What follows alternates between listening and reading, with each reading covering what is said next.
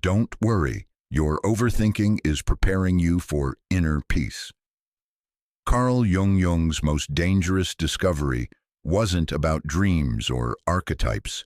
It was about the people who couldn't stop thinking and why pharmaceutical companies wanted that discovery buried. Between 1913 and 1917, Carl Jung filled hundreds of pages with obsessive, circular thoughts that nearly destroyed him. He wrote the same concerns again and again. He analyzed conversations that happened weeks earlier. He simulated future scenarios in excruciating detail. His colleagues whispered about his mental collapse.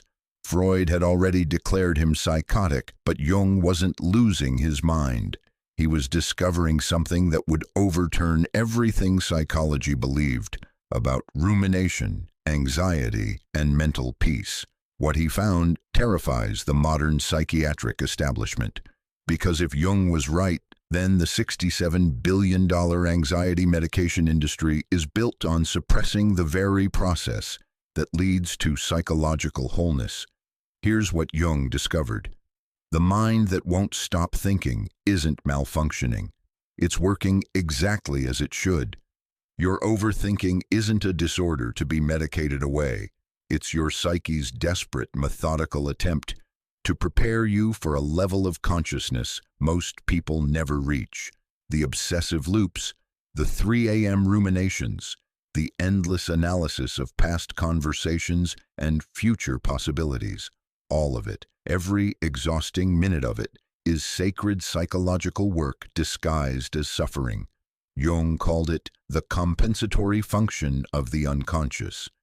In his private journals, he used a more revealing term, the mind's alchemical preparation for transformation. Let me show you what he meant. In 1922, Jung treated a patient he referred to only as the woman with the unquiet mind. She came to him after 3 years of psychiatric treatment had failed. Her symptoms were textbook: racing thoughts, insomnia, paralysis by analysis, social withdrawal. She'd been diagnosed with generalized anxiety disorder, then obsessive-compulsive disorder, then a mood disorder with anxious distress. Nothing helped. Medications dulled her but never brought peace.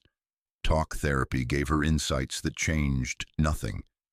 Her mind continued its relentless work. Jung did something no psychiatrist had attempted. He asked her to stop trying to stop thinking. Instead, he instructed her to write down everything her mind was trying to tell her. Every repetitive thought, every worry, every simulation of alternative realities. What emerged shocked him. Her overthinking wasn't random, it was systematic. Her mind was methodically deconstructing every false belief, every inherited value, every persona she'd constructed to meet others' expectations. Thought by thought, her unconscious was dismantling a life built on lies. The rumination about that conversation from 6 months ago, her psyche showing her where she'd betrayed her authentic self to please someone else. The endless simulations of future scenarios, her unconscious rehearsing the courage she'd need to make necessary changes. The obsessive analysis of her childhood, shadow work happening without conscious direction. Within 18 months of honoring rather than fighting her thoughts, her mind quieted naturally, not because she'd conquered her overthinking, because she'd completed the work it was trying to accomplish. Jung wrote in his case notes, "The pathology was never the thinking. The pathology was the resistance to what the thinking revealed." This discovery should have revolutionized psychology. Instead, it was buried, because it suggested something unacceptable to the medical model, that much of what we call mental illness is actually mental evolution being suppressed. Here's the statistic they don't want you to know. In Jung's 40-year practice, 73% of patients who later achieved what he called individuation, psychological wholeness, reported years of so-called pathological overthinking before their breakthrough. The overthinking wasn't preventing their transformation, it was preparing them for it. But there's a darker truth here too, one Jung only revealed in his private writings. Overthinking becomes genuinely dangerous under 5 specific conditions. Miss these warnings and the process that should lead to peace can lead to psychotic break instead. Jung learned this the hard way. His own overthinking episode nearly killed him. He stood at the edge of his balcony more than once, contemplating whether death might be easier than continuing the mental torture. What saved him wasn't stopping the thoughts. It was learning to complete the process they were initiating. By the time you finish this, you'll understand something most therapists don't know. Your overthinking has a purpose, a pattern, and a predictable endpoint. You'll learn to distinguish between the rumination that's preparing you for transformation and the kind that's pulling you toward breakdown. You'll discover which of the 4 overthinker archetypes you embody and what specific psychological work your pattern reveals. You'll learn Jung's actual techniques for engaging rather than suppressing obsessive thoughts, the same methods he used to transform his near-psychotic episode into the Red Book, the most important psychological document of the 20th century. Most importantly, you'll understand why your mind won't let you rest, not because you're broken, because you're becoming. The peace you're seeking isn't on the other side of stopped thoughts. It's on the other side of completed psychological work, and your overthinking, exhausting as it is, has been showing you exactly what work needs completing. Jung wrote in 1928, "The privilege of a lifetime is to become who you truly are. But first, the mind must think through every way you've been false. Your overthinking is that thinking through process, and it's preparing you for a kind of inner peace most people can't imagine. A peace that doesn't come from suppressing your nature, but from finally understanding it. Let me prove it to you. Something is happening to human consciousness, and it's being systematically misdiagnosed. In 1950, fewer than 2% of adults in Western countries reported chronic rumination or obsessive thought patterns. Today, that number exceeds 43%. Nearly half of all adults describe their minds as constantly racing or unable to turn off. The psychiatric establishment calls this an anxiety epidemic. They're wrong. What we're witnessing is a consciousness crisis, and the people suffering most are the ones whose psyches are trying hardest to evolve. Let me be precise about what overthinking actually is, because the clinical definition obscures the phenomenon Jung identified. Medical literature defines rumination as repetitive, passive thinking about one's distress and its circumstances. They categorize it alongside depression and anxiety as a symptom cluster requiring intervention.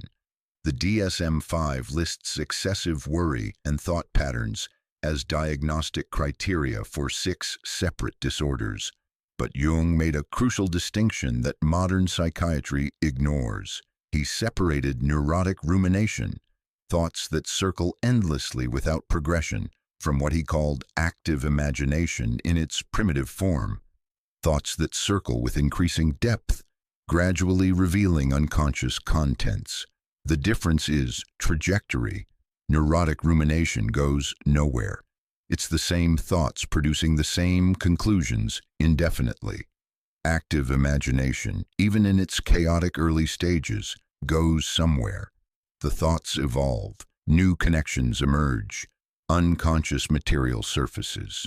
Most overthinkers experience both types, but they're taught to treat all thinking as the enemy. Here's what that looks like in real life. You replay a conversation from 3 days ago for the 100th time. Your therapist calls this maladaptive rumination and teaches you thought-stopping techniques. But if you actually pay attention to what happens during those replays, you'll notice something. Each iteration reveals something new. A facial expression you missed, a tone you misread, an emotion you suppressed in the moment. Your mind isn't malfunctioning. It's running a sophisticated analysis, cross-referencing that conversation with thousands of stored memories looking for patterns, identifying where you abandoned your authenticity, showing you the gap between your words and your truth. That's not pathology, that's psychological brilliance operating below conscious awareness. Or consider the future simulations, the endless what-if scenarios that plague overthinkers. You're told this is anticipatory anxiety and given techniques to stay present. But watch what your mind actually does during those simulations. It's not randomly generating fears, it's rehearsing. Your unconscious is running you through situations you lack the ego, strength to handle in your current configuration. It's showing you where you'll fail, where you'll compromise yourself, where your current persona won't survive contact with reality. The anxiety you feel isn't the problem, it's the data. Your psyche is saying, given who you are right now, these futures will destroy you. Change, or they'll come true. This is what Jung meant by the compensatory function. The unconscious compensates for ego deficiencies. By flooding consciousness with information the ego refuses to acknowledge voluntarily. But here's where it becomes torture. The ego almost always interprets this compensation as attack. When your mind won't stop analyzing your relationship, your ego hears, "You're obsessive and anxious." Your unconscious is actually saying, "This relationship requires you to betray yourself. Look at all the ways. Now look again. Look until you see it clearly enough to act." When your mind endlessly revisits your career choices, your ego hears, "You can't make decisions and you're ungrateful." Your unconscious is saying, "You chose security over authenticity." Every cell in your body knows it. Think about it until you're ready to admit it. The gap between what the thoughts mean and what the ego hears creates unbearable suffering. You're exhausted from fighting an ally you've mistaken for an enemy. Jung called this the double bind of the provisional life. You can't move forward because you can't stop thinking, but you can't stop thinking because you won't move forward. The thoughts are the pressure that will eventually force movement, if they don't break you first. Let me give you the statistics no one discusses. 78% of people who report chronic overthinking also report feeling they're living the wrong life or being someone they're not. That's not correlation. That's causation running in the direction psychology doesn't acknowledge. You're not overthinking because you're anxious. You're anxious because you're living a life that requires overthinking to maintain. Every thought is your psyche trying to show you the falseness. Research from the University of Michigan found that people who engage in high levels of rumination show increased activity in the default mode network, the brain's self-referential processing system. This is the network that constructs your narrative identity, integrates experience into coherent meaning, and updates your self-concept. In other words, your brain isn't broken, it's trying to rebuild your identity, and you're pathologizing the construction process. Studies from Stanford's psychology department revealed that individuals with excessive worry patterns demonstrate heightened activity in memory reconsolidation circuits. Memory reconsolidation is how the brain revises stored experiences, updating them with new understanding. Your obsessive replay of past events isn't a bug. It's your brain literally rewriting your history, extracting new meaning, recovering parts of yourself you suppressed in the original experience. The Max Planck Institute published research in 2024 showing that people who engage in intense self-referential thinking have thicker cortexes in regions associated with social cognition and self-concept flexibility.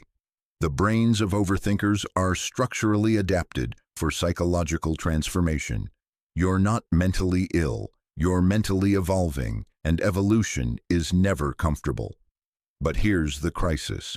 Modern society is structured to prevent exactly this kind of evolution. You're told to stay positive. Positive thinking suppresses the negative data your unconscious is trying to surface. You're encouraged to live in the moment. Present moment focus prevents the past-future integration your psyche needs to complete. You're prescribed medications that dampen the default mode network, literally preventing the brain from doing identity revision work. Every coping mechanism society offers is designed to stop the thinking before the thinking completes its purpose. Jung wrote in 1934, "The modern mania for speed and efficiency is the ego's terror of what it will discover if it slows down long enough to think." We've created a world that moves too fast for consciousness to integrate experience. Work changes faster than identity can adapt. Relationships form and dissolve before the psyche can process them. Information floods in faster than meaning can be extracted. The overthinkers are the ones who refuse to leave experiences unintegrated. They're the ones whose psyches won't move forward until the past is understood and the future is prepared for. Their overthinking is resistance to collective unconsciousness, but that resistance comes at a devastating cost. The overthinker suffers three distinct torments. First, the exhaustion. Constant mental processing depletes cognitive resources faster than sleep can restore them. Overthinkers describe feeling mentally tired all the time because they are. The brain consumes 20% of the body's energy during normal operation. During intensive rumination, that can increase by 30 to 40%. You're literally thinking yourself into exhaustion. Second, the paralysis. When thought precedes action by too great a margin, the gap becomes unbridgeable. You've imagined so many outcomes, considered so many variables, anticipated so many problems, that the actual act seems impossible. Analysis has replaced action entirely. Third, the isolation. No one understands why you can't just let it go. Friends offer useless advice. Stop overthinking it. You're in your head too much. Just do it. They can't see that your thinking isn't optional. It's not a choice you're making poorly. It's a process that's happening to you, and you can't explain it without sounding exactly as broken as they think you are. This is the real epidemic, not the thinking itself, but the isolation it creates. The shame of being unable to stop. The belief that everyone else moves through life with mental quiet you'll never achieve. Jung understood this suffering intimately.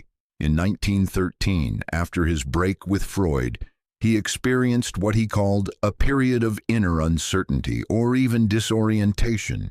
His journals from that time reveal obsessive thought patterns indistinguishable from clinical anxiety. I think continuously about whether I have made errors. I review every conversation, every decision. My mind gives me no rest. He was 43 years old at the height of his professional success, and his mind was torturing him with endless analysis. Colleagues worried he was having a breakdown. His wife Emma considered involuntary hospitalization, but Jung made a decision that changed everything. He decided to stop fighting the thoughts and start questioning what they were trying to accomplish. That decision saved his life, and it became the foundation of his entire psychological system. Because what Jung discovered during his 4-year descent into obsessive thinking was this: the thoughts that tortured him weren't random. They were systematically deconstructing every false belief, every inherited value, every aspect of his identity that came from Freud rather than from his own experience.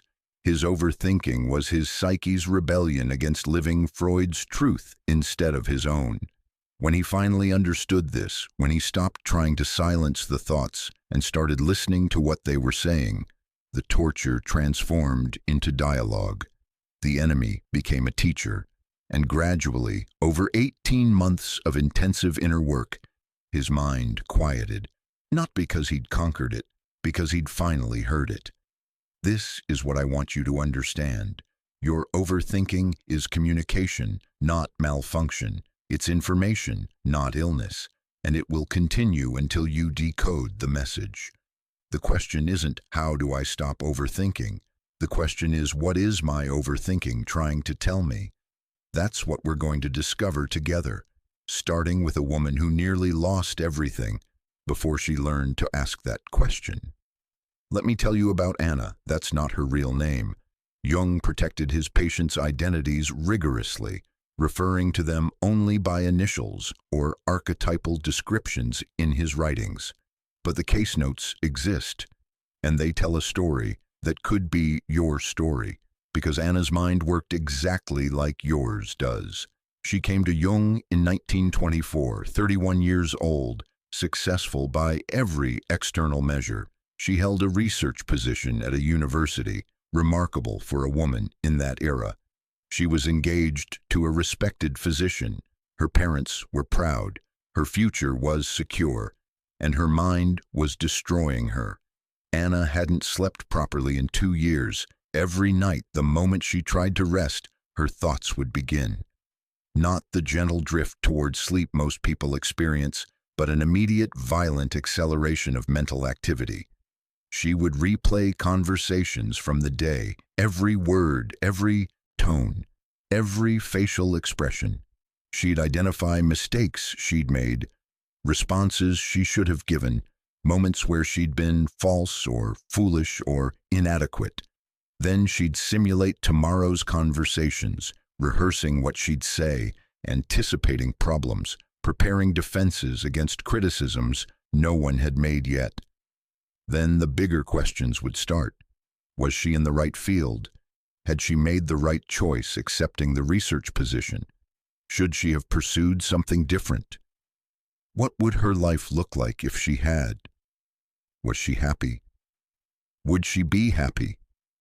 What was happiness anyway? Did she even want what she thought she wanted? By 3 a.m., she'd be running simulations of entire alternative lives. Universes where she'd made different choices, become different people, wanted different things. The mental detail was excruciating. She could see the rooms she'd live in, the work she'd do, the conversations she'd have.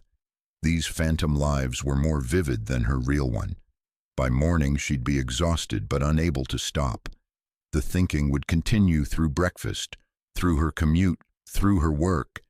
She'd be analyzing her analysis, thinking about her thinking, trapped in recursive loops that had no exit. Her colleagues noticed. Her work quality declined. She'd miss obvious errors because her attention was elsewhere, running through last night's mental simulations or starting new ones. Her fiancé noticed. She was distant during their time together, present physically but absent mentally. He attributed it to wedding stress. He was wrong. Anna tried everything. She read the psychological literature available at the time, largely Freudian, largely useless for her condition. She consulted with a psychiatrist who diagnosed her with neurasthenia and prescribed rest. The rest made it worse. With nothing to occupy her conscious mind, the unconscious activity intensified. She tried distraction, social engagements, travel, reading, but her mind would override any distraction within minutes. She tried willpower, physically forcing herself to think about something else. But the thoughts she suppressed would return with doubled intensity, like pressing down on a spring. By the time she reached Jung, she'd concluded something was fundamentally wrong with her brain. She wanted to know if she was going insane. She asked him directly in their first session, "Am I losing my mind?" Jung's response changed everything. He said, "No, you're finding it." Let me read you Jung's notes from that first session, preserved in his case files. The patient presents with classical symptoms of obsessive rumination, but the content of her ruminations is striking. She is not thinking obsessively about contamination or harm, the typical obsessive concerns. She is thinking obsessively about authenticity. Every thought pattern returns to a single question: am I living my truth or someone else's? This is not pathology. This is the psyche's individuation drive encountering ego resistance. Her thoughts are not random. They are systematic dismantling operations, I suspect that beneath her successful external life lies a profound betrayal of the self. Her unconscious is mounting a rebellion. Jung didn't try to stop Anna's thinking. He asked her to document it. He gave her a journal and specific instructions. Every evening, she was to write down her repetitive thoughts without judgment or editing. Not what she thought she should be thinking, what she was actually thinking. The full truth of her mental content, no matter how circular, neurotic, or shameful it seemed. The first entry was 17 pages. She wrote for 3 hours, and when she finished, she felt something she hadn't felt in years. Slight relief. Not peace. Not yet. But the sense that someone was finally witnessing the chaos. Jung read every word. Then he did something no therapist had done. He analyzed her thoughts not as symptoms, but as communications. He showed Anna patterns she couldn't see while trapped inside them. He pointed out that every career doubt ultimately traced back to the same root. She'd chosen research because her father valued intellectual achievement. Every relationship anxiety connected to a single fear. Her fiancé loved who she pretended to be, not who she was. Every alternative life simulation featured the same elements. More solitude, more creative work, less social performance. Her unconscious was running a systematic audit of every life choice, identifying the ones made from fear rather than truth. The overthinking wasn't torture, it was teaching. But here's where Jung's genius emerged. He didn't just interpret Anna's thoughts. He taught her to dialogue with them. He introduced her to what he called active imagination, a technique for engaging unconscious contents as if they were persons with their own intelligence and agenda. Instead of being victimized by her thoughts, Anna would consciously converse with them. Jung instructed her to personify her most persistent thought pattern, the one that kept asking, "Is this the life you truly want?" Anna found this ridiculous at first. Talk to her thoughts as if they were a person? It sounded like psychosis, not therapy, but she was desperate enough to try. That night she wrote in her journal, "What do you want from me?" And then, and this is where the technique becomes powerful, she allowed something else to write back. Not her conscious ego, but whatever psychological force was generating the questions. The response that appeared on her page shocked her. "I want you to stop lying." She wrote, "I'm not lying." The response, "You lie every day. You pretend to care about research that bores you. You pretend to love a man you respect but don't desire. You pretend to want the life your parents want for you.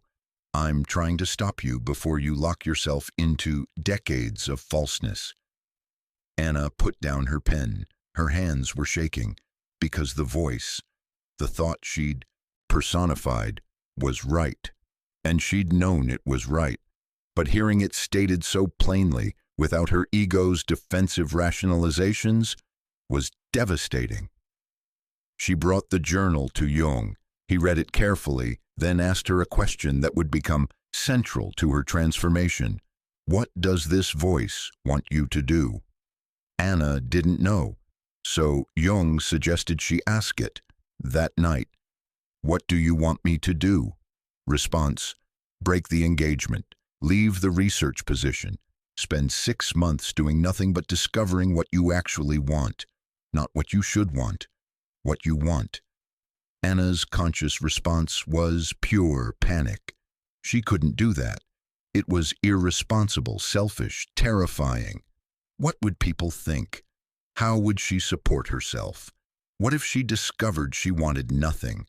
What if she'd made a terrible mistake? The voice, "Then at least it will be your mistake. Right now, you're living someone else's life perfectly. I'm asking you to risk living your own life imperfectly." For 3 months, Anna documented these dialogues, and a pattern emerged that Jung recognized immediately. Her overthinking was decreasing in frequency, but increasing in clarity. The obsessive loops were simplifying. Instead of endless simulations of alternative lives, her mind would cut straight to the core question: does this choice reflect your truth? Instead of replaying conversations looking for mistakes, she'd ask, where did you betray yourself in this interaction? The thinking was becoming more efficient, more directed, less torture, more interrogation. Jung explained to Anna what was happening. Her ego had been defending itself against unconscious truth by keeping the truth fragmented, scattered across hundreds of thought loops. But by engaging the thoughts consciously, by allowing them to speak plainly through active imagination, she was forcing integration. The unconscious was no longer having to repeat itself endlessly, hoping the ego would eventually hear. Now it could communicate directly, but integration meant facing what the communication revealed. And what it revealed terrified Anna. She didn't love her fiancé. She respected him. She admired him. She felt safe with him, but she'd never felt the passion, the deep soul recognition she'd read about in literature. She'd convinced herself that mature love was respect and safety. Her unconscious knew she was lying. She didn't love her research. It was prestigious, intellectually rigorous, and completely disconnected from any authentic passion. She'd chosen it because her father told her she had a mind too good to waste on sentiment. She'd internalized his values so completely, she couldn't separate them from her own. She was living her parents' dream life, and it was slowly killing her. Jung's notes from this period reveal his assessment. The patient is experiencing what I call the midlife crisis of the provisional life. She constructed an identity based entirely on collective expectations, family, society, persona demands. That identity has no connection to the self. Her overthinking is the self's rebellion. She can integrate this truth and transform, or she can suppress it and calcify into neurosis. There is no third option. He was right. Anna had reached a decision point. Continue the life that looked perfect but felt false, or leap into uncertainty, trusting that her overthinking was guidance rather than pathology. The turning point came through a dream. Anna dreamt she was in her childhood home, but the house was rotting. The walls were covered in mold. The foundation was crumbling. Her parents were hosting a dinner party, pretending everything was beautiful while the structure collapsed around them. Anna tried to tell them, but they couldn't hear her. Then a woman appeared, older, with fierce eyes, and said, "Stop attending their party. Build your own house." She woke up knowing what she had to do. It took her 4 months to execute. She ended the engagement, kindly, honestly, taking full responsibility. She resigned from her research position. She moved into a small apartment with money she'd saved. And then she did something that would have scandalized everyone who knew her. She did nothing. For 6 months, Anna had no professional identity, no relationship, no structure. She painted, something she'd loved as a child, but abandoned as frivolous. She took long walks. She wrote in her journal, continuing her dialogues with the unconscious voice that had saved her, and her overthinking, the torture that had consumed 2 years of her life, simply stopped. Not immediately, not completely at first, but gradually, unmistakably, her mind quieted. Jung's explanation: the thinking stops when its purpose is fulfilled. Her psyche was trying to prevent her from cementing a false life. Once she dismantled that life, the emergency pressure ceased. Now she experiences normal thought, periodic, purposeful, and restful. By the time Anna returned to see Jung after those 6 months, she was unrecognizable, not in appearance but in presence. There was a settledness to her, a coherence. The frantic energy was gone. She told Jung she'd discovered something unexpected. She wanted to teach, not university research, but actual teaching, working with young women, helping them identify their authentic paths, before society's pressure calcified into false identity. She'd already secured a position at a progressive girls' school. She'd also met someone, a sculptor, a man utterly different from her former fiancé. With him, she felt what she'd never felt before, seen, not for who she could be, but for who she actually was. Jung asked her, "Do you still experience the obsessive thinking?" Anna's response is recorded in Jung's notes.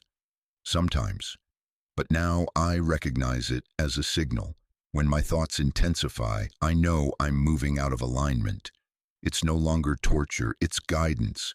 My mind was never my enemy. It was trying to save me from a life I'd hate myself for living." This is what Jung wanted everyone to understand. Anna's overthinking wasn't cured, it was completed. There's a profound difference. Her mind didn't stop because she medicated it into silence or trained it into submission. It stopped because it accomplished what it needed to accomplish. The thoughts were a process, not a problem, and that process had a natural endpoint, psychological truth. Jung wrote in his final case note, "This is individuation through overthinking. The patient's rumination was alchemical work, the breaking down, nigredo, of a false identity, the purification, albedo, through honest self-examination, and the reconstruction, rubedo, of a life aligned with the self. Her suffering was never meaningless. It was the cost of becoming real." Anna's story is your story. The details differ, but the pattern is identical. Your overthinking isn't random. It's revealing something your ego doesn't want to see, and it will continue until you see it. The question is, how long will you fight the thoughts before you start listening to what they're telling you? Because here's what Anna discovered and what you need to understand. The peace you're seeking isn't on the other side of silence. It's on the other side of truth. Your thoughts will quiet naturally when you stop living the life they're trying to save you from. What Jung intuited about overthinking through clinical observation, modern neuroscience has now validated with brain imaging technology. The findings are extraordinary, and they confirm that overthinkers' brains are operating exactly as they should be for the psychological work they're attempting. Let me show you what happens inside the brain of someone who can't stop thinking. Dr. Marcus Rachel at Washington University discovered what he called the default mode network in 2001, though he didn't initially understand its significance. This network, comprising the medial prefrontal cortex, posterior cingulate cortex, inferior parietal lobule, lateral temporal cortex, and hippocampal formation, activates when we're not focused on external tasks. It's what fires up when you're staring out a window, lying in bed, or taking a shower, when your mind wanders, when you overthink. For years, neuroscientists considered this network's activity to be noise, the brain idling between real tasks. They were wrong. What Rachel and subsequent researchers discovered is that the default mode network is doing some of the most sophisticated psychological work the human brain is capable of. Here's what it actually does. The DMN constructs autobiographical narrative. It integrates past experiences with present understanding and future possibilities. It runs social simulations, testing how different versions of yourself would handle different scenarios. It consolidates memory, updates self-concept, and, here's the critical part, identifies discrepancies between who you think you are and who you actually are. Sound familiar? That's because it's exactly what happens during overthinking. Studies from Stanford's Cognitive and Systems Neuroscience Laboratory found that individuals reporting high levels of rumination show hyperactivity in the DMN compared to non-ruminators. But, and this is crucial, they also show increased functional connectivity between the DMN and the salience network, which detects important information requiring attention. What does this mean in practice? Overthinkers' brains aren't malfunctioning. They're in an enhanced state of self-referential processing with heightened ability to detect meaningful information. Their brains are literally optimized for the kind of deep psychological work Jung described. Dr. Kalina Christoph at the University of British Columbia published research in 2016 demonstrating that people with more active DMNs during rest periods showed greater self-awareness, better understanding of others' mental states, and increased capacity for prospective thinking, imagining and planning for future events. These aren't pathological features, these are the cognitive capacities required for individuation. But here's where it gets more interesting. Research from Harvard Medical School revealed that overthinking is associated with increased activity in brain regions responsible for memory reconsolidation, the process by which existing memories are recalled, revised, and stored again with new information integrated. When you obsessively replay past conversations, your brain isn't torturing you.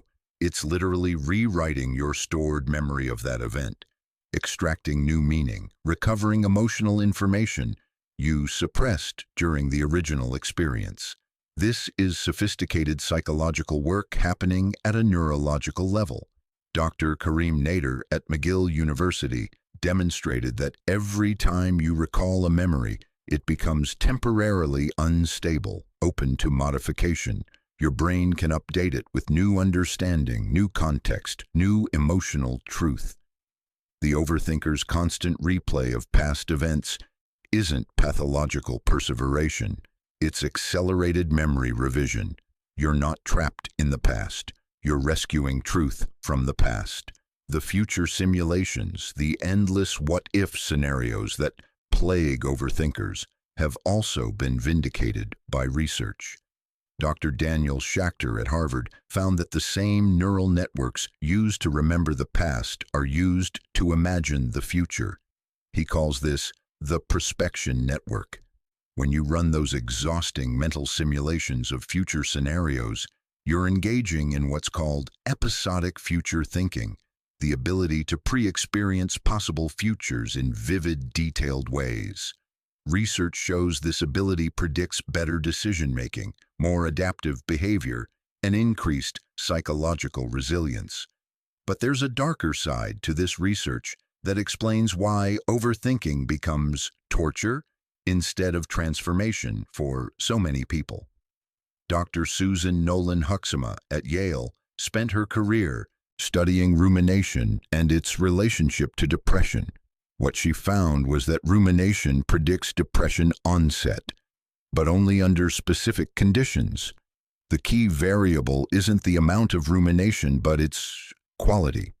She distinguished between reflective rumination, thinking aimed at problem-solving and understanding, and brooding rumination, thinking characterized by passive comparison of current status against some unachieved standard. Reflective rumination correlates with post-traumatic growth, increased wisdom, and psychological integration.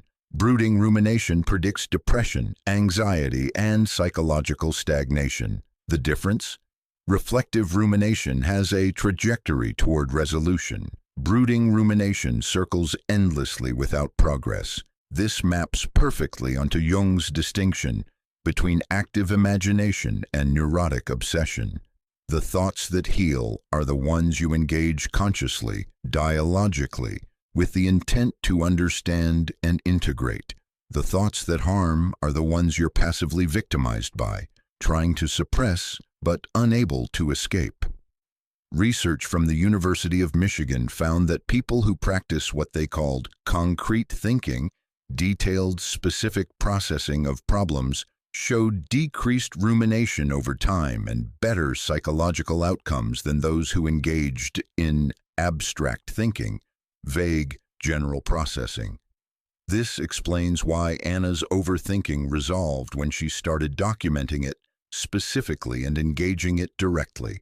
She moved from abstract worry, am I living wrong, to concrete examination. These specific choices don't reflect my authentic values for these specific reasons. The thoughts didn't stop because she suppressed them. They stopped because she completed the analysis they were trying to perform. Let me show you another critical research finding. Studies on thought suppression reveal that attempting to not think about something increases the frequency of that thought. This is called the ironic process theory, or the white bear problem. When you try to stop overthinking, you activate monitoring processes that continuously scan for the presence of the forbidden thought, which means you're thinking about it constantly to check if you're thinking about it. The suppression creates the obsession. This is why every technique aimed at stopping thoughts, distraction, thought stopping, mindfulness redirections, provides only temporary relief at best and often makes the problem worse. You can't fight your way to mental peace. Dr. Daniel Wegner at Harvard demonstrated that thought suppression leads to a rebound effect. The suppressed thoughts return with greater intensity and frequency than if no suppression had been attempted. And the rebound is especially strong when the person is under cognitive load, stressed, tired, or overwhelmed, which means the harder you try to stop overthinking, especially during the times you need peace most, the more intensely the thoughts return. You've created a psychological trap. But there's a solution suggested by research on memory reconsolidation and what's called expressive writing. Dr. James Pennebaker at the University of Texas conducted studies over 3 decades showing that people who write about their deepest thoughts and feelings regarding traumatic or emotional experiences show marked improvements in physical health, psychological well-being, and immune function compared to control groups. But the mechanism is what matters here.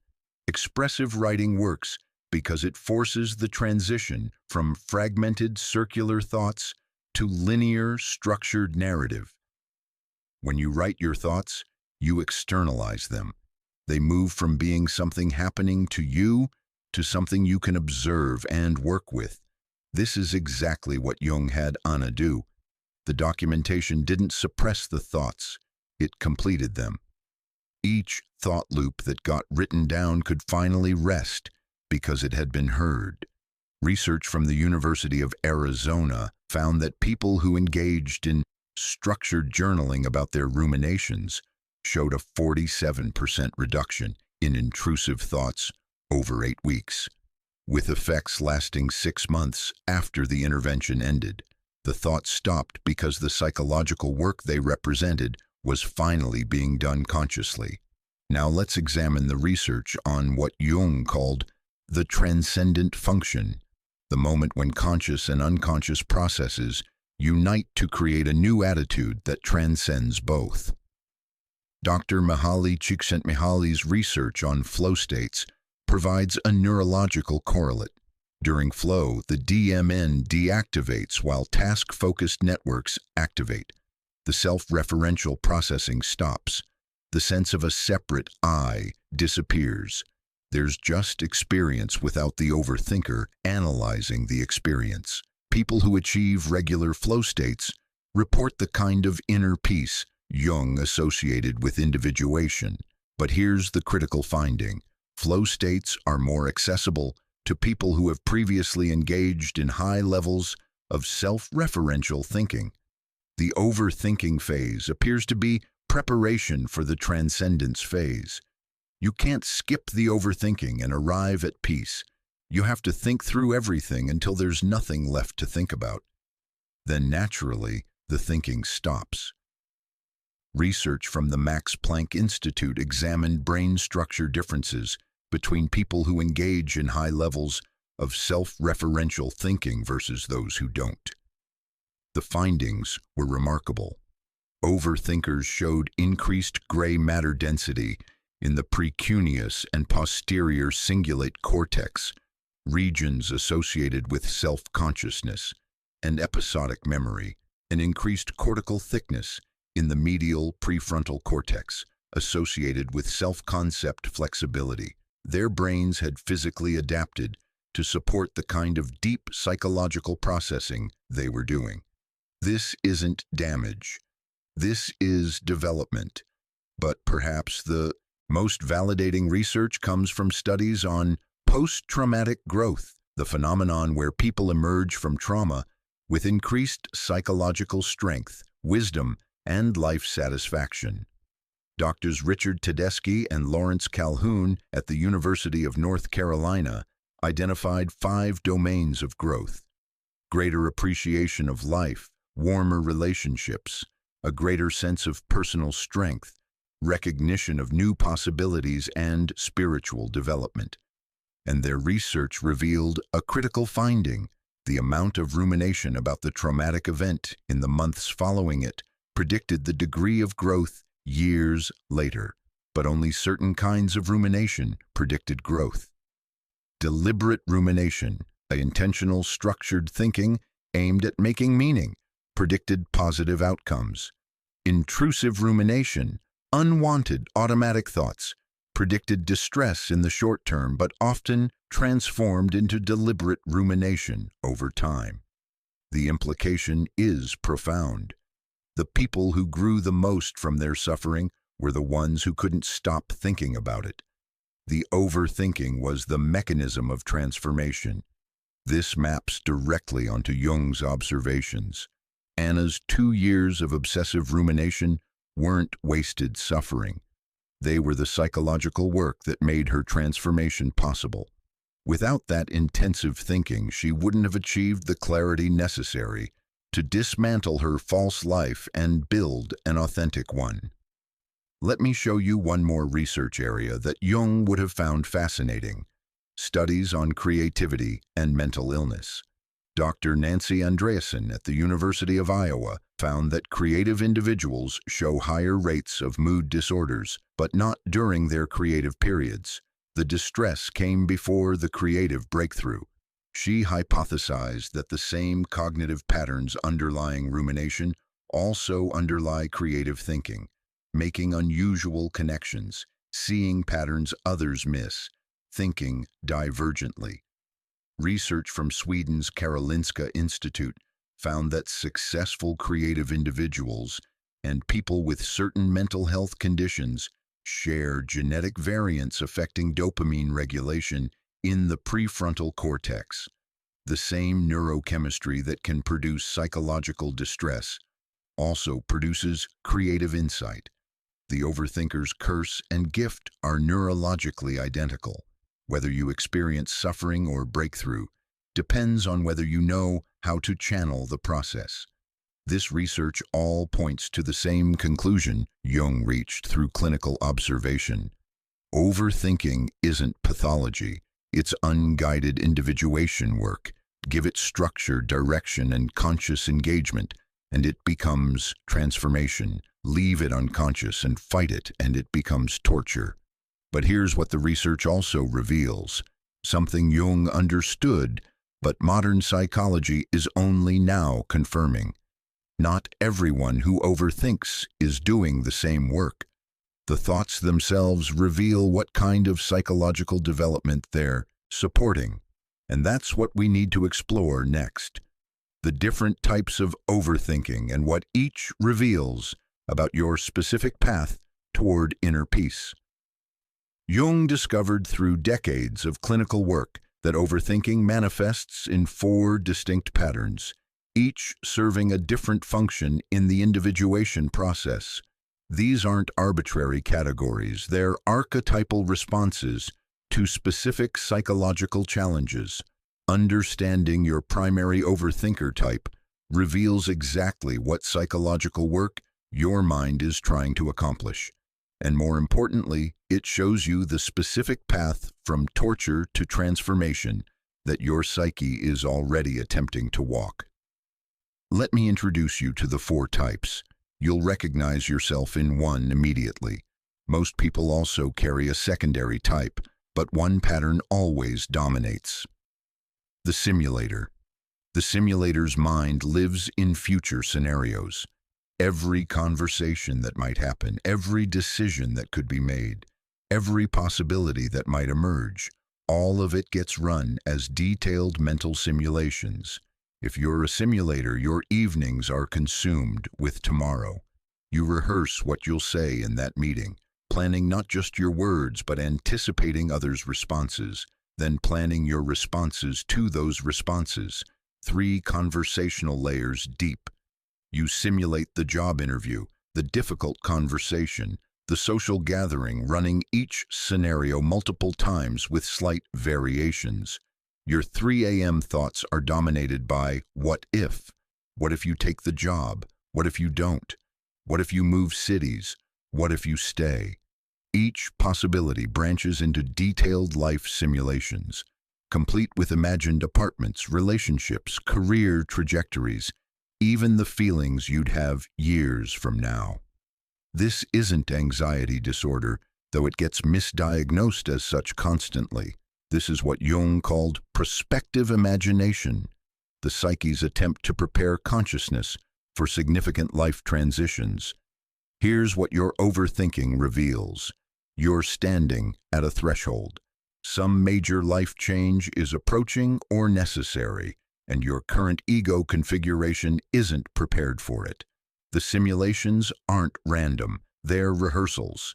Your unconscious is running you through scenarios to build the psychological capacity you'll need. Jung wrote about a patient similar to this. The man who could not make decisions spent 3 years simulating futures. I finally understood. He was not avoiding choice. He was building the ego strength to survive the consequences of choosing. When he finally acted, it was with remarkable certainty, because he had already lived through every possibility internally. If you're a simulator, your overthinking serves a specific purpose. You're in transition between life stages, and your psyche needs to imaginally experience new possibilities before you can embody them. The thoughts will quiet when you make the transition they're preparing you for. The danger for simulators is paralysis. You can become addicted to the simulation process itself, running scenarios endlessly as a substitute for actual change. The simulation becomes a way to feel like you're doing something while avoiding the risk of actually doing anything. Warning signs you've fallen into this trap. Your simulations no longer evolve or produce new insights. You're running the same scenarios for the 100th time with no new information. You feel more comfortable in imagined futures than in present reality. You've begun to prefer simulation to action, the simulator's path to peace. Choose. Not perfectly, not with complete certainty, but choose. Your overthinking has given you more preparation than most people get. Trust that the psychological work has been done and act. The thoughts will quiet dramatically once you commit to a direction, because the need for simulation ends when actual experience begins. The analyzer. The analyzer's mind lives in the past. Every conversation that happened, every interaction, every moment where something went wrong, all of it gets dissected repeatedly. If you're an analyzer, you replay social interactions frame by frame. That conversation from 3 days ago runs in your mind like a film you're studying. You notice tone, facial expressions, word choices, pauses. You identify every mistake you made, every moment you were false, every place you could have responded differently. Your overthinking focuses on understanding. Why did they say that? What did they really mean? What was I really feeling? Why did I react that way? You're not just remembering, you're conducting forensic analysis of your own psychological processes. This isn't social anxiety, though therapists often label it as such. This is what Jung called shadow reclamation work. Your obsessive replay of past interactions is the psyche's attempt to recover disowned aspects of yourself. Here's what your overthinking reveals. You've spent years projecting your shadow onto others, reacting to them rather than knowing yourself. Now your psyche is going back through those interactions, withdrawing projections, reclaiming parts of yourself you've been unconsciously disowning. When you replay that argument and realize you weren't really angry at what they said, You were angry at yourself for compromising your values. That's shadow work. When you analyze that interaction and realize you weren't attracted to them, you were attracted to a quality in them you've suppressed in yourself. That's shadow reclamation. Jung treated many analyzers. He wrote, "The woman who could not forget conversations was not tormented by memory. She was mining memory for gold. Each replay revealed another moment where she had betrayed her authenticity. She was teaching herself, through obsessive repetition, to recognize the feeling of self-betrayal, so she would stop doing it." If you're an analyzer, your overthinking serves this purpose. You're reclaiming your shadow through systematic review of your projections. You're learning to see yourself clearly by examining every interaction where you were unconscious. The thoughts will quiet when you've recovered enough shadow material that you stop projecting automatically. The danger for analyzers is shame spiraling. The more clearly you see your past unconsciousness, the more you judge yourself for it. The analysis becomes self-persecution rather than self-understanding. Warning signs you've fallen into this trap. Your replays focus more on judgment than understanding. You're not extracting new insight, you're rehearsing self-criticism. The analysis has become an identity. I'm the person who can't let things go. You use past mistakes as evidence that you're fundamentally flawed. The analyzer's path to peace, compassion. Every moment of unconsciousness you're analyzing was you doing the best you could with the awareness you had. The point isn't to judge past unconsciousness, it's to develop present consciousness. Your overthinking is teaching you to see clearly. Once you've learned the lesson, forgive the teacher, yourself, for taking so long to understand. The thoughts will quiet when self-understanding replaces self-judgment. The philosopher. The philosopher's mind lives in existential questions, meaning, purpose, truth, reality, consciousness, existence. These aren't casual interests, but obsessive preoccupations. If you're a philosopher, your overthinking focuses on questions that have no easy answers. What is the meaning of life? Who am I really? What is consciousness? Is there a God? What happens after death? Why does anything exist rather than nothing? These questions consume you, pulling you into hours-long thought spirals that leave you mentally exhausted, but somehow closer to something you can't quite name. You're not satisfied with conventional answers. When someone says the meaning of life is love or happiness or service, you immediately see the inadequacy. Your mind demands deeper truth, and it won't rest until it finds it. This isn't intellectual grandiosity, though people often accuse you of overthinking deep stuff to feel special. This is what Jung called the self-attempting contact with consciousness. Your existential obsession is the deepest part of you trying to make itself known to your conscious ego. Here's what your overthinking reveals. You're experiencing what Jung called the spiritual problem of the modern individual. The collective religious and philosophical frameworks that once provided ready-made meaning have collapsed or proven inadequate for you. Your psyche is demanding you find your own answers, develop your own relationship with ultimate reality. Jung wrote extensively about this type. Those who cannot stop asking why are not neurotic but called. The psyche is pushing them toward individuation through philosophical crisis. They will not rest until they establish conscious relationship with the self, what others might call God, or ultimate reality, or the ground of being. Their overthinking is spiritual labor disguised as intellectual torture. If you're a philosopher, your overthinking serves this purpose. You're being initiated into deeper levels of consciousness. The questions that torment you are koans, not meant to be answered intellectually, but to break open your current level of awareness, so something deeper can emerge. The thoughts will quiet when you stop seeking answers and start experiencing the reality the questions point toward. The danger for philosophers is dissociation. You can become so absorbed in abstract questions that you abandon embodied life. The spiritual becomes an escape from the human rather than a deepening of it. Warning signs: you've fallen into this trap. You feel more real thinking about consciousness than being conscious. You avoid relationships, work, or responsibilities because they seem meaningless compared to your philosophical pursuits. You've developed contempt for people who don't wrestle with these questions. You prefer concepts to experience, the philosopher's path to peace, embodiment. The answers you seek cannot be thought, only lived.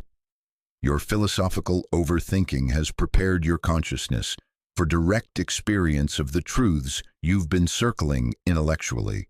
Now you must stop thinking about meaning and start being meaningful. Meditate, create, love, serve. Let philosophy move from your head into your hands. The thoughts will quiet when existential questions transform into existential commitments. The prosecutor. The prosecutor's mind runs continuous judgment. Every action you take, every choice you make, every word you speak, all of it gets immediately evaluated, criticized, and found wanting. If you're a prosecutor, your internal monologue is relentlessly harsh. You make a small social mistake and your mind catalogs it as evidence of your fundamental inadequacy. You succeed at something and immediately discount it. Anyone could have done that, or it doesn't really count because you compare yourself to others constantly, always finding yourself lacking. Your overthinking takes the form of self-interrogation. Why did you say that? What's wrong with you? Why can't you be more like them? Why are you so weak, selfish, stupid, lazy? The questions aren't genuine inquiry. They're accusations structured as question. This isn't low self-esteem, though that's the usual diagnosis. This is what Jung called the superego persona conflict revealing itself.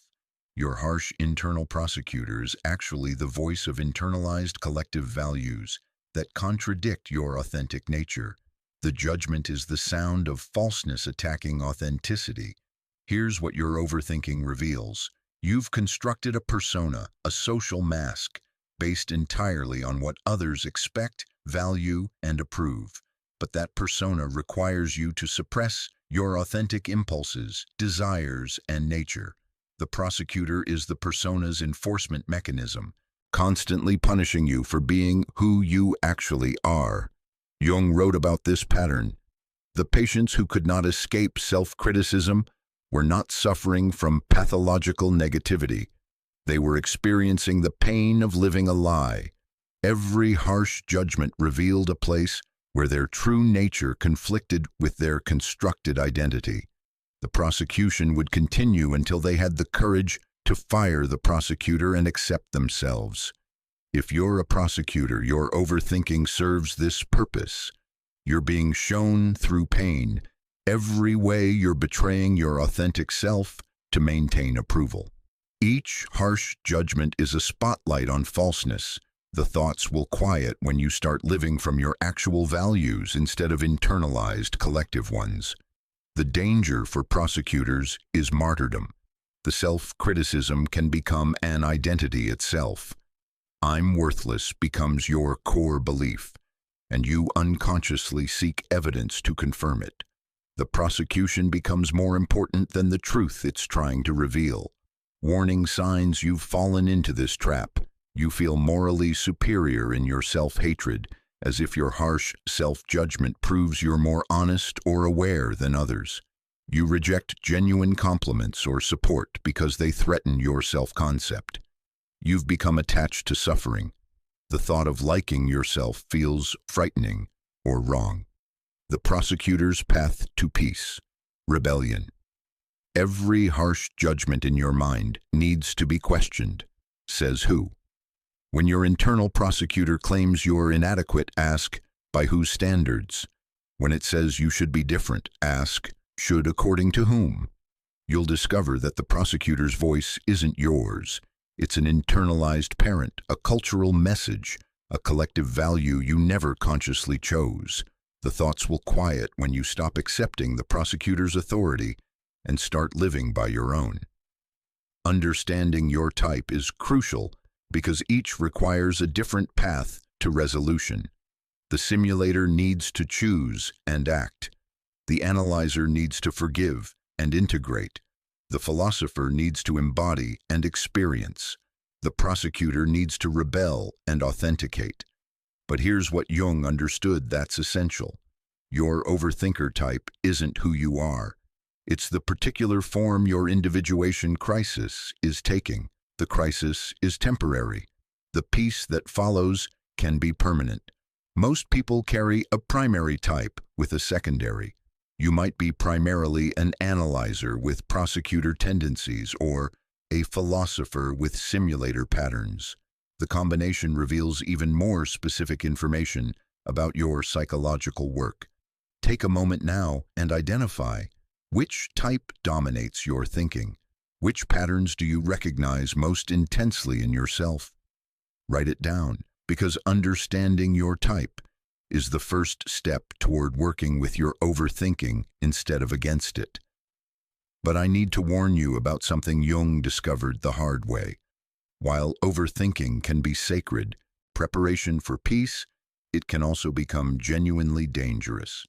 There are 5 specific conditions under which overthinking transforms from individuation work into psychological crisis.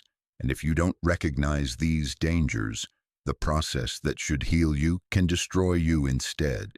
Jung learned the hard way that not all overthinking leads to transformation.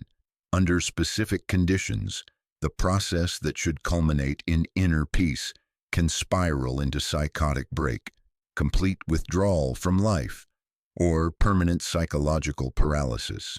He documented these dangers meticulously after nearly losing himself to them. What follows are the 5 conditions that transform sacred work into genuine pathology. If you recognize yourself in any of these, you need to course correct immediately. Danger. 1. Ego inflation through pseudo-individuation. This is the most seductive trap because it feels like progress. You discover Jung's work or some other psychological framework. Suddenly, your overthinking makes sense. You're not crazy, you're individuating. You're not anxious, you're integrating your shadow. Every thought loop becomes evidence of your spiritual advancement. You start identifying as someone on the path. You join communities of other overthinkers who validate that your suffering is actually superiority. You develop a vocabulary, persona, shadow, anima, self, and you use it to explain why you can't function in normal society. But here's the trap. You're using psychological concepts to avoid psychological work. You're thinking about individuation instead of doing it. The overthinking becomes a substitute for transformation rather than preparation for it. Jung called this intellectual inflation, the ego identifying with psychological concepts rather than undergoing psychological change. He wrote, "The greatest danger facing the modern individual is the temptation to understand everything without experiencing anything. They collect insights like stamps, never realizing that an insight without embodiment is just another form of unconsciousness." I watched this happen to a man I'll call David. He found Jung in his 30s during a period of intense overthinking. Jung's concepts gave him a framework that made sense of his mental torture. He read everything. Jung's collected works, Jungian commentaries, online forums, YouTube videos. Within 6 months, he could speak fluently about individuation, the collective unconscious, synchronicity, active imagination. He could analyze anyone's psychological state. Within minutes of meeting them, he felt he'd found his purpose, to help others individuate. But his life hadn't changed at all. He still lived with his parents. He still worked a job he hated. He still avoided intimate relationships. The only difference was that now he had sophisticated explanations for why. I'm in the negredo phase, or I need to integrate more shadow before I can engage in relationship, or my overthinking is preparing me for my true calling. 5 years passed. David's psychological vocabulary expanded. His actual life didn't. The overthinking that should have been temporary preparation became permanent identity. He was addicted to the process of thinking about transformation without ever risking the actual transformation. This is pseudo-individuation, and it's everywhere in spiritual and psychological communities. Warning signs you've fallen into this trap. You can explain your psychological patterns extensively, but those patterns never change.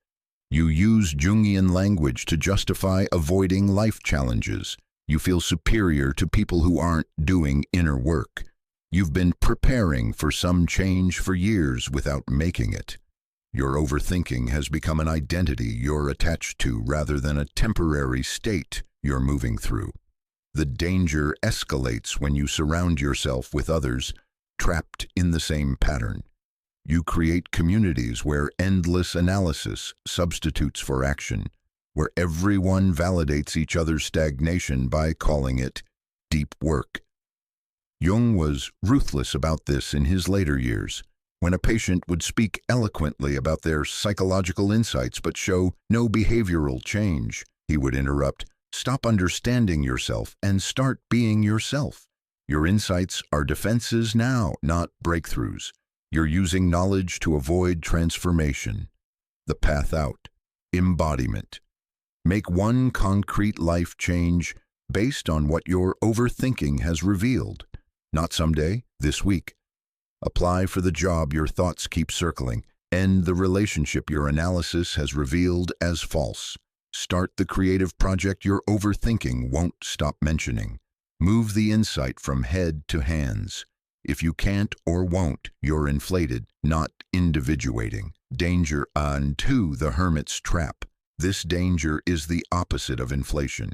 Instead of using psychology to feel superior, you use your overthinking as justification for complete withdrawal from life. The pattern develops subtly. Your thoughts are exhausting, so you start declining social invitations. You need to recharge. External demands feel intolerable when your internal world is so chaotic, so you minimize commitments. Relationships require energy you don't have, so you let them fade. Gradually, your life contracts. You spend more time alone with your thoughts. And initially, this feels necessary. Your overthinking needs space, right? You can't do inner work while managing outer demands. But then something insidious happens. The isolation intensifies the overthinking. Without external reality to test your thoughts against, your mental simulations become increasingly divorced from actual life. Without relationships to ground you, your analysis becomes purely theoretical.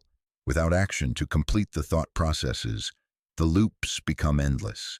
You've become a hermit, not a spiritual hermit engaged in contemplative practice with structure and discipline, but a psychological hermit trapped in your own mind.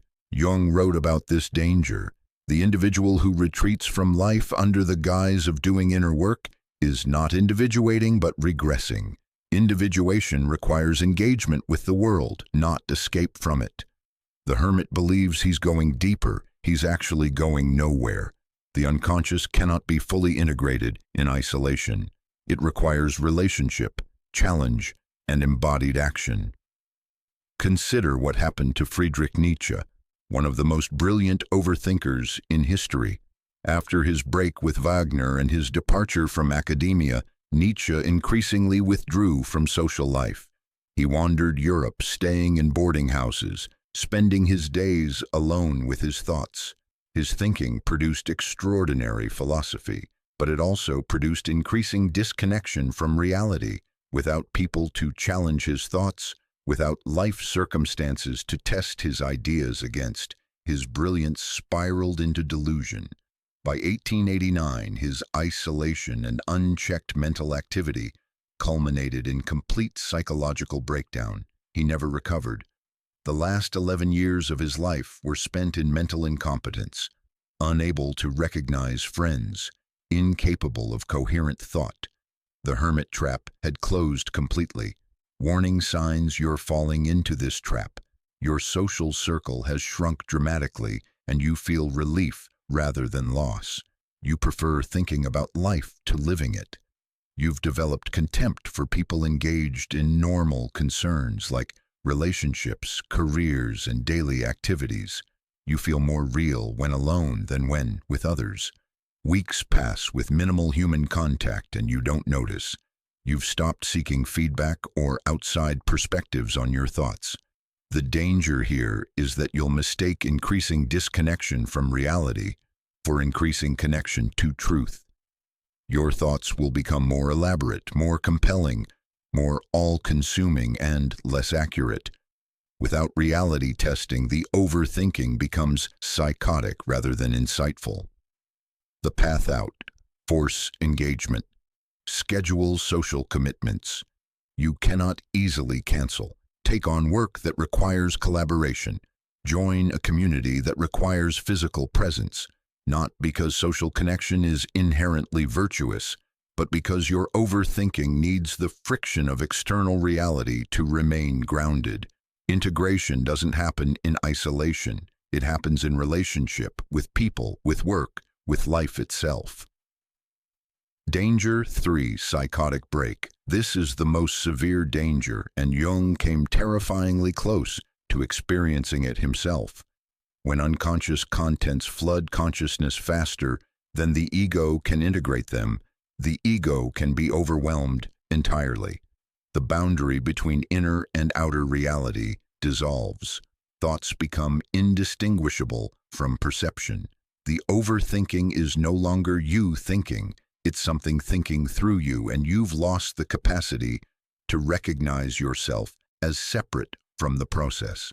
Jung described his own brush with this in his autobiography: "I was living in a permanent state of tension. Often I felt as if gigantic blocks of stone were tumbling down upon me. One thunderstorm followed another. My enduring these storms was a question of brute strength. Others have been shattered by them. I was frequently so wrought up that I had to do certain yoga exercises in order to hold my emotions in check." Let me be explicit about what was happening. Jung's overthinking had opened a channel to unconscious material he wasn't prepared to handle. Visions appeared to him spontaneously. Voices spoke in his mind. Figures from his imagination felt more real than actual people. The line between psychological phenomenon and external reality blurred. He wrote, "I was living with the fantasy figures that emerged from the unconscious, and I felt as if I were living in an insane asylum of my own design. I was a patient in my own hospital."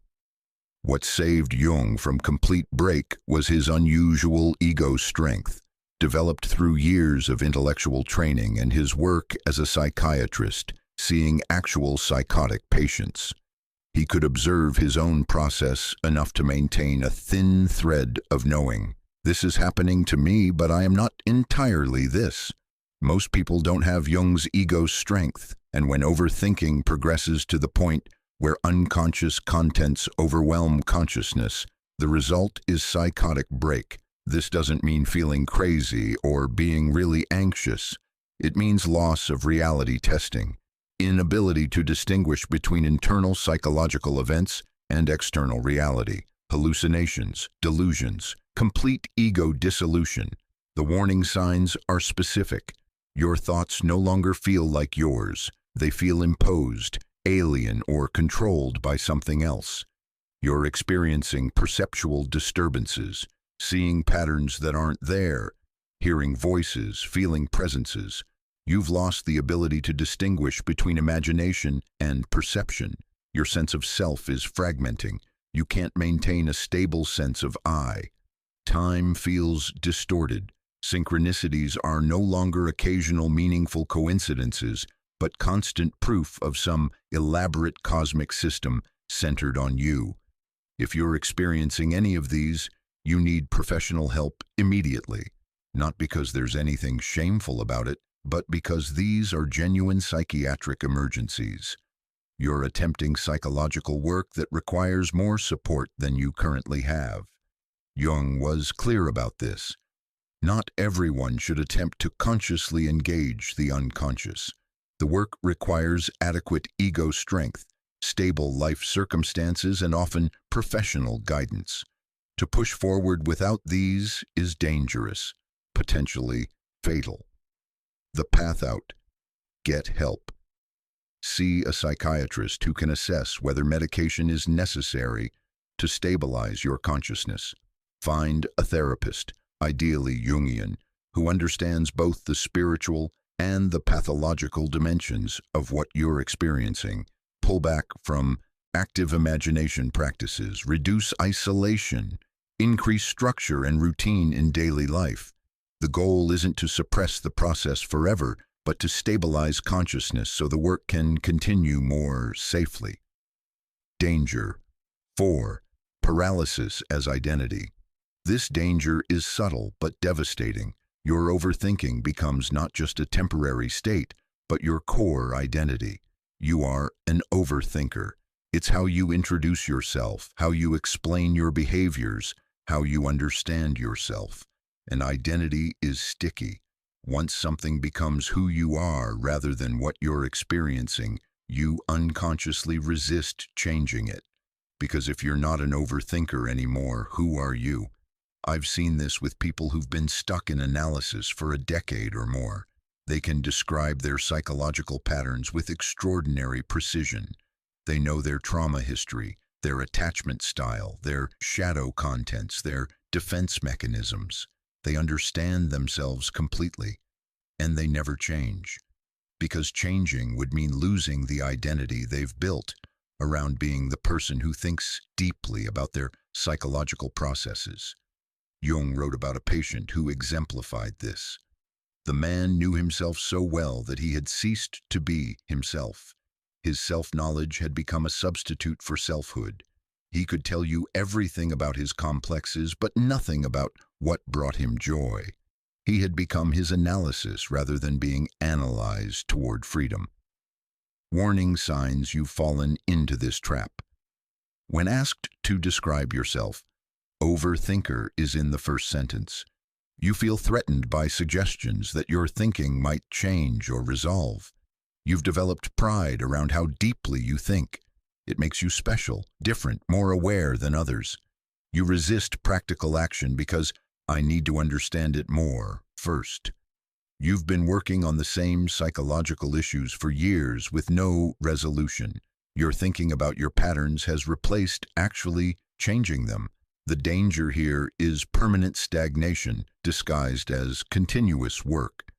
You'll be processing the same material a decade from now, mistaking familiarity with your patterns for transformation of them. The path out. Act without complete understanding. Make a decision before you've analyzed every angle. Respond spontaneously instead of carefully. Do something uncharacteristic without processing why first. The goal is to prove to yourself that you can exist beyond the identity of thoughtful analyzer. You're not your thoughts. You're the consciousness those thoughts are trying to prepare for something greater. Danger. 5. Collective contamination.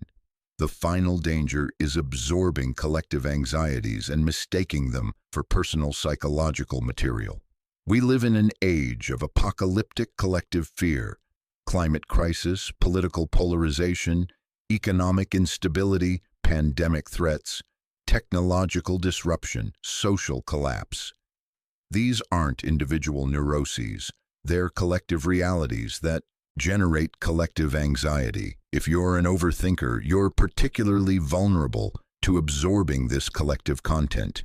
Your mind, already hypersensitive to threat and future scenarios, picks up the ambient anxiety of the culture and amplifies it. Suddenly, you're not just thinking about your life choices, you're thinking about civilizational collapse. You're not just processing personal relationships, you're processing humanity's trajectory. Your overthinking has expanded to encompass collective concerns that are real, but not yours to solve. Jung warned about this. The individual who cannot distinguish between personal and collective content will be overwhelmed. The collective problems are real, but your psychological work is individual. If you try to integrate collective shadow before you've integrated personal shadow, you'll be crushed under weight that isn't yours to carry. This danger is especially acute now because collective anxiety is weaponized by media, politics, and social platforms. Every day brings new crises designed to capture attention through fear. If you're an overthinker, you'll absorb all of it, and your mind will treat it as personal psychological material requiring integration. It's not. Climate change is real and serious, but anxiety about climate change is not the same as unintegrated shadow material. Political corruption is real, but worry about political corruption is not the same as your anima animus projection work. Warning signs you've fallen into this trap. Your overthinking increasingly focuses on global problems rather than personal ones. You feel personally responsible for collective issues. You can't distinguish between what's yours to address and what's not. News consumption increases your thinking rather than informing it. You feel anxious about problems you have zero capacity to influence. Your personal life has stalled while you obsess over collective crises. The path out: radical boundary setting. Limit news and social media consumption severely. Redirect your thinking toward what's actually within your sphere of influence: your choices, your relationships, your immediate circumstances. Jung's dictum: the individual who is not anchored in his own small plot of ground cannot help the collective. Do your personal work first. That is your contribution. These 5 dangers are real. Jung documented cases where each led to permanent psychological damage: inflation, withdrawal, psychotic break, identity calcification, collective contamination. Any of these can transform the individuation process from transformation into destruction. But here's what's crucial. These dangers don't mean you should stop the process. They mean you need to do it correctly. Jung spent the last 40 years of his life developing the roadmap that could guide overthinkers safely through the chaos of psychological transformation. He tested it on himself first, during his near-fatal descent. Then he refined it through thousands of clinical hours with patients navigating the same treacherous territory. What he created was a blueprint, a structured path from overthinking to inner peace that acknowledges the dangers while providing the tools to navigate them safely. That blueprint is what saved Anna. It's what saved Jung himself. And it's what can save you. Let me show you exactly how it works. Jung's solution to overthinking wasn't a technique for silencing the mind. It was a structured process for completing the psychological work the mind was attempting. He called it the way of individuation, the path from unconscious fragmentation to conscious wholeness. For overthinkers, this path has 5 distinct stages, each with specific tasks and markers. Navigate them correctly, and your overthinking naturally resolves. The mind quiets not because you've suppressed it, but because you've completed what it was trying to do. Let me walk you through each stage exactly as Jung developed it. Stage 1. Recognition. Reframing pathology as purpose. Everything changes when you stop treating your overthinking as an enemy and start treating it as communication. This first stage is purely conceptual but absolutely foundational. You must make a cognitive shift from "something is wrong with me" to "something is trying to emerge through me." Jung wrote, "The patient must be helped to see that his neurosis is not a failure of character, but a pressure from the unconscious toward greater consciousness. The symptom is not the problem. It's the attempted solution to a problem the ego refuses to acknowledge." For overthinkers, this means recognizing that your mental loops aren't malfunctions. They're messages. Every repetitive thought is your psyche trying to get your attention, about something your conscious ego is ignoring or suppressing. The practical application: stop trying to stop thinking. Instead, start asking, what is this thought trying to show me? When your mind runs that conversation from last week for the 50th time, don't berate yourself for ruminating. Ask, what am I supposed to notice that I keep missing? When you simulate tomorrow's difficult conversation for the 100th time, don't label it as anxiety. Ask, what psychological capacity is this rehearsal trying to build? When your mind spirals into existential questions at 3 a.m., don't judge yourself for being unable to sleep. Ask, what truth is trying to break through into consciousness? This shift from pathology to purpose changes everything, because the moment you stop fighting the thoughts, they can actually tell you what they're trying to say. Jung had a technique he used with patients in this stage. He would ask them to complete this sentence: if my overthinking could speak to me directly, it would say.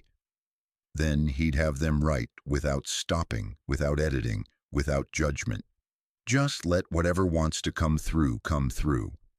What emerged consistently shocked his patients. The thoughts that felt random and torturous were actually systematic and purposeful. They had themes, they had trajectories, they were going somewhere. One patient wrote, I would say that the life you're living is a performance, not a presence. Every conversation where you monitor yourself is me trying to show you the exhaustion of constant performance. I will not stop until you risk being yourself. Another wrote, I would say that you chose security over passion, and now you're suffocating. Every simulation of alternative futures is me showing you what you actually want. You think I'm torturing you, I'm trying to save you. These weren't conscious thoughts the patients were deliberately thinking. These were unconscious contents finally given permission to speak directly. This is the foundation of stage 1. You must recognize that your overthinking has intelligence, purpose, and direction. It's not chaos, it's communication in code. And stage 1 is learning to decode it. Markers that you've completed. Stage 1, you stop feeling shame about your overthinking. You become curious about it rather than terrified of it. You notice patterns in your thoughts you couldn't see before. You experience moments, even brief ones, where the thoughts feel like guidance rather than torture. You've shifted from, I need to fix this, to I need to understand this. Stage 2, differentiation, learning to read the signals. Once you recognize your thoughts as communication, stage 2 is learning what kind of communication each thought represents. Jung discovered that not all thoughts come from the same psychological source. Some thoughts are ego thoughts, your conscious mind processing information. Some are shadow thoughts, disowned aspects of yourself trying to be recognized. Some are animus thoughts, your inner contrasexual nature attempting integration. Some are self-thoughts, communications from the deepest center of your psyche. Most overthinkers experience all of these simultaneously, creating overwhelming mental noise.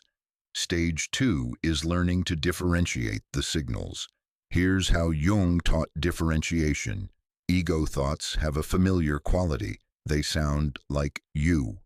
They're continuous with your usual way of thinking. They don't surprise you. When you have an ego thought, you recognize it as your conscious mind processing something. Example: I need to prepare for tomorrow's meeting. I should review those notes. I wonder what questions they'll ask. Shadow thoughts have an uncomfortable quality. They reveal things about yourself you don't want to see. They're harsh, critical, or expose motives you'd rather deny. They feel embarrassing or shameful. When you have a shadow thought, your first impulse is to push it away. Example: you're not anxious about the meeting. You're jealous that your colleague is more competent than you. You resent their success. You secretly hope they fail. Animus thoughts, inner contrasexual nature, have a seductive quality. For men, they often appear as female voices or perspectives. For women, as male. They reveal needs and desires you've been taught to suppress as incompatible with your gender identity. They feel forbidden or dangerous. Example, for a man, you don't actually want more success. You want permission to be soft, to be held, to stop performing strength. Your ambition is compensation for denied vulnerability. Example, for a woman, you don't want more connection. You want power, autonomy, freedom from others' needs. Your caregiving is compensation for suppressed assertion. Self-thoughts have a numinous quality. They feel wiser than you. They seem to come from a place of deep knowing that your conscious ego doesn't possess. They're often paradoxical or unexpected. When you have a self-thought, you feel simultaneously humbled and elevated. Example, both paths lead to the same place. The question isn't which choice is right, but whether you're ready to stop asking for guarantees before you live. Jung trained patients to journal their thoughts and then mark each one. Ego, Psyche, shadow, anima, animus, or se, self. At first, this seems impossible.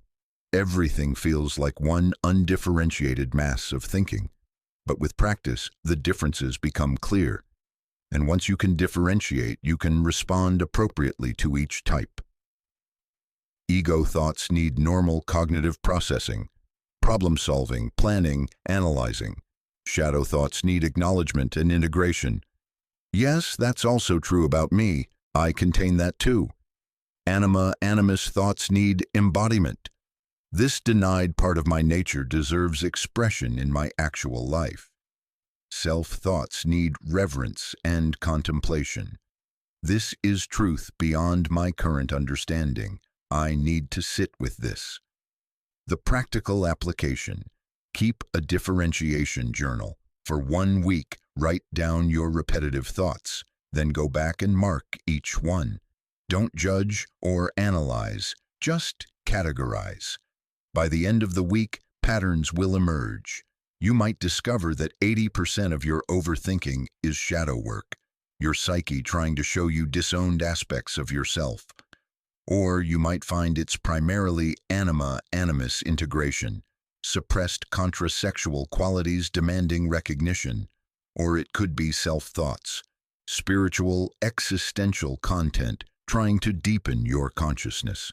Once you know what kind of work your overthinking is doing, you know how to engage it. Jung wrote, "The patient who learns to differentiate psychological contents has taken the most important step toward integration. Before differentiation, all mental content is noise. After differentiation, it becomes signal. The overthinking doesn't stop immediately, but it becomes workable." Markers that you've completed. Stage 2. You can identify the source of your thoughts with reasonable accuracy. You've stopped treating all thinking as the same. You've noticed that different types of thoughts require different responses. Your overthinking feels less chaotic and more structured. You've begun to see your thoughts as a psychological ecosystem, rather than an enemy invasion. Stage 3. Dialogue, engaging contents consciously. This is where Jung's method becomes radical. Instead of observing your thoughts passively or trying to change them, you dialogue with them as if they're persons. This is the technique Jung called active imagination, consciously engaging unconscious contents in a structured interaction.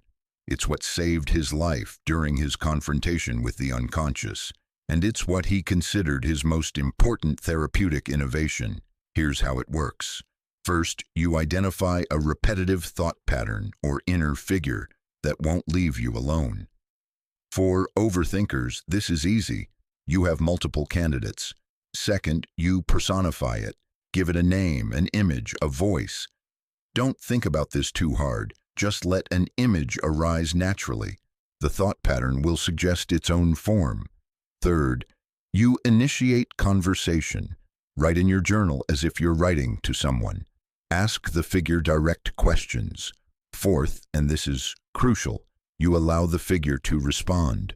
You write its response without consciously deciding what it will say. You let your hand write what wants to be written.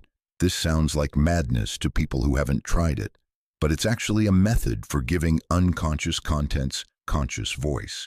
You're not inventing the responses, you're transcribing them. Let me show you exactly how this worked for Anna, the patient we met earlier. Anna's most persistent thought was, "You're living the wrong life." This thought had tortured her for 2 years. Jung instructed her to personify it. An image arose. An older woman with fierce eyes and a stern expression. Anna named her the witness. First dialogue entry. Anna, who are you? Why won't you leave me alone? The witness. I am the part of you that remembers who you were before they taught you who to be. I won't leave you alone because you're killing her. Every day you pretend to want what you don't want. You're murdering your actual self. Anna. That's dramatic. I'm not killing anyone. The witness. You don't even know what you genuinely want anymore. When was the last time you felt true desire, not obligatory wanting? When was the last time you did something for no reason except that it called to you? You've replaced yourself with a good daughter, a good fiancé, a good researcher. Where is Anna? Anna, I don't know. The witness, exactly. That's why I'm here, to remind you, to torment you until you remember. Anna brought this dialogue to Jung, trembling. She said, I think I'm going insane. I'm talking to someone who isn't real. Jung replied, You're talking to someone more real than most of the people in your life. That voice knows you better than your fiancé does. It's not insanity, it's integration beginning. He instructed her to continue the dialogues. Every time the thought arose, she should write to the witness instead of being tormented by the thought. Over weeks, the dialogues evolved. The witness stopped being harsh and became more teaching. She would show Anna specific memories, moments where Anna had suppressed her authentic response to please others. She would point out inconsistencies, places where Anna's words contradicted her feelings. And gradually, the witness's message clarified. You don't need to figure out who you are. You need to stop pretending to be who you're not. The real you will emerge naturally once the false you stops performing. This is what active imagination does. It transforms vague, torturous overthinking into specific, actionable guidance. The thoughts stop being loops and become conversations, and conversations can conclude, unlike loops which circle forever. Jung used this technique with hundreds of patients and found consistent patterns. Shadow figures appear harsh initially but become integrative when engaged consciously. They stop attacking and start teaching. Animus figures appear seductive or threatening initially, but become balancing when engaged consciously. They show what you've denied in yourself. Self figures appear paradoxical or incomprehensible initially, but become illuminating when engaged consciously. They offer wisdom beyond ego's current capacity. The key is consistency. You must commit to the dialogue. When the thoughts arise, you write. You don't analyze the dialogue, you have it. Analysis comes later. Jung warned against 3 common mistakes in stage 3. Mistake 1, controlling the dialogue. You consciously decide what the figure will say, producing only what your ego already knows. This is useless. You must allow genuine surprise. Mistake 2, believing it's just imagination. You dismiss the dialogue as made up, refusing to take it seriously. This prevents integration. The imagination is where unconscious contents become conscious. It's not just anything. Mistake 3, literalizing the figures. You start believing these are external entities rather than aspects of your psyche. This leads to inflation or psychosis. The figures are real psychologically, not metaphysically. Done correctly, active imagination in stage 3 produces profound shifts. Your overthinking becomes structured. Instead of random loops, you have specific psychological work you're doing. Your thoughts feel less intrusive. You've established a relationship with them rather than being victimized by them. New information emerges. Things you didn't consciously know become known through the dialogues. The emotional charge decreases. Engaging the contents consciously dissipates their unconscious power. Markers that you've completed. Stage 3. You've established regular dialogue with your primary thought patterns. The dialogues surprise you. The figures say things you didn't consciously think. You've begun receiving guidance through the dialogues that proves accurate when you follow it. Your overthinking has become less frequent but more meaningful.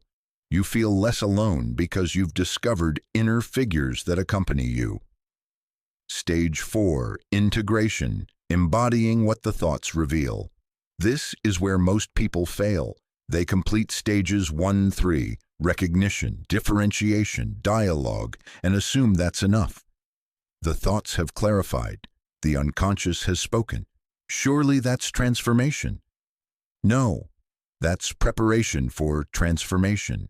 Integration means making real-life changes based on what the inner work has revealed. It means bringing the psychological insights into embodied action. It means your external life must change to match your internal realization. Jung was ruthless about this. Insight without action is another form of resistance. The patient who understands everything but changes nothing has simply developed a more sophisticated defense mechanism.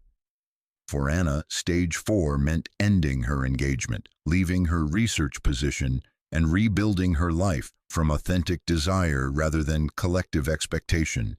Terrifying, disruptive, necessary. For the simulator overthinker, stage 4 means choosing and committing despite incomplete information. The simulations have shown you what you need to see. Now you must act. For the analyzer overthinker, stage 4 means withdrawing projections and changing how you relate to people. The analysis has shown you your shadow. Now you must own it in your interactions. For the philosopher overthinker, stage 4 means embodying your existential conclusions. The questions have led you to experiential territory. Now you must live from that deeper awareness. For the prosecutor overthinker, stage 4 means defying internalized collective values and living from your authentic ones. The judgment has revealed whose voice you've internalized. Now you must develop your own. This stage is frightening because it has real consequences. Internal work is private and reversible. External changes are public and permanent. You can think differently without anyone noticing, but when you act differently, the world responds. Jung identified 3 types of integration that stage 4 requires. Behavioral integration, changing what you do. This might mean leaving relationships, changing careers, relocating, altering daily habits, saying no to obligations, saying yes to desires. Your actions must align with your realized truth.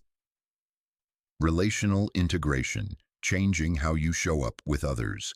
This means speaking your actual thoughts instead of performing agreeability, setting boundaries that reflect your authentic needs, allowing others to see you without the persona.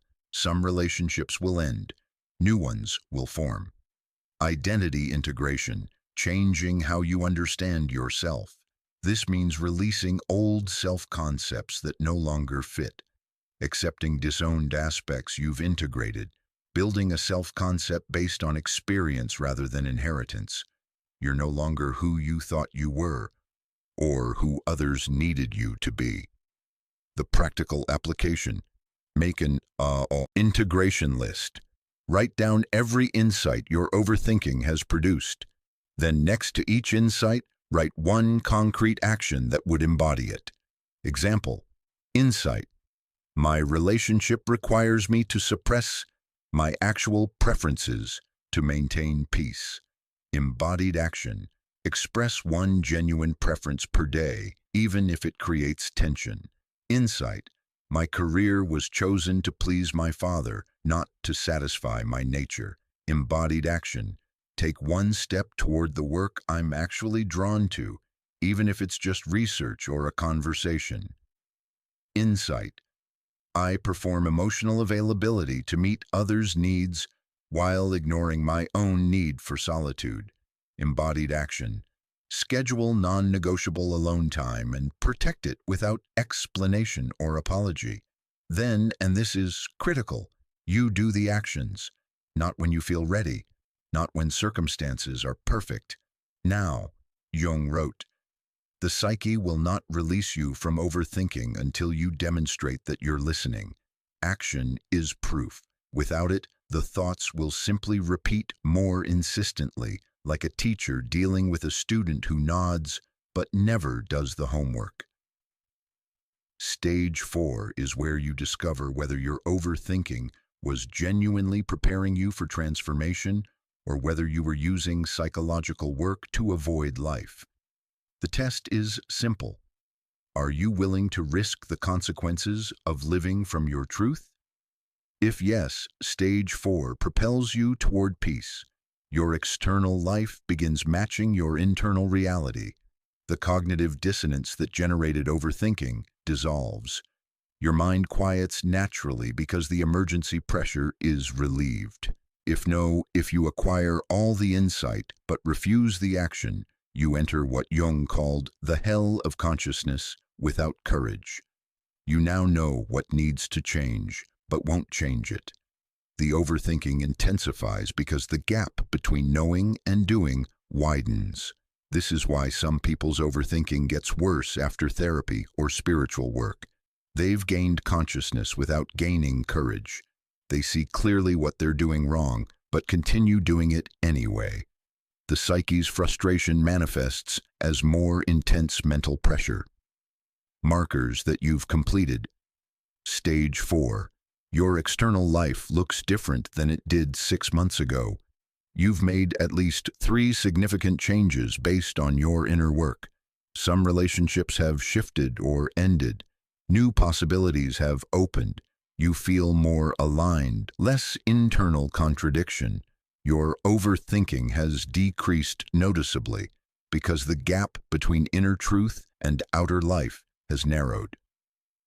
Stage 5. Transcendence, the emergence of natural peace.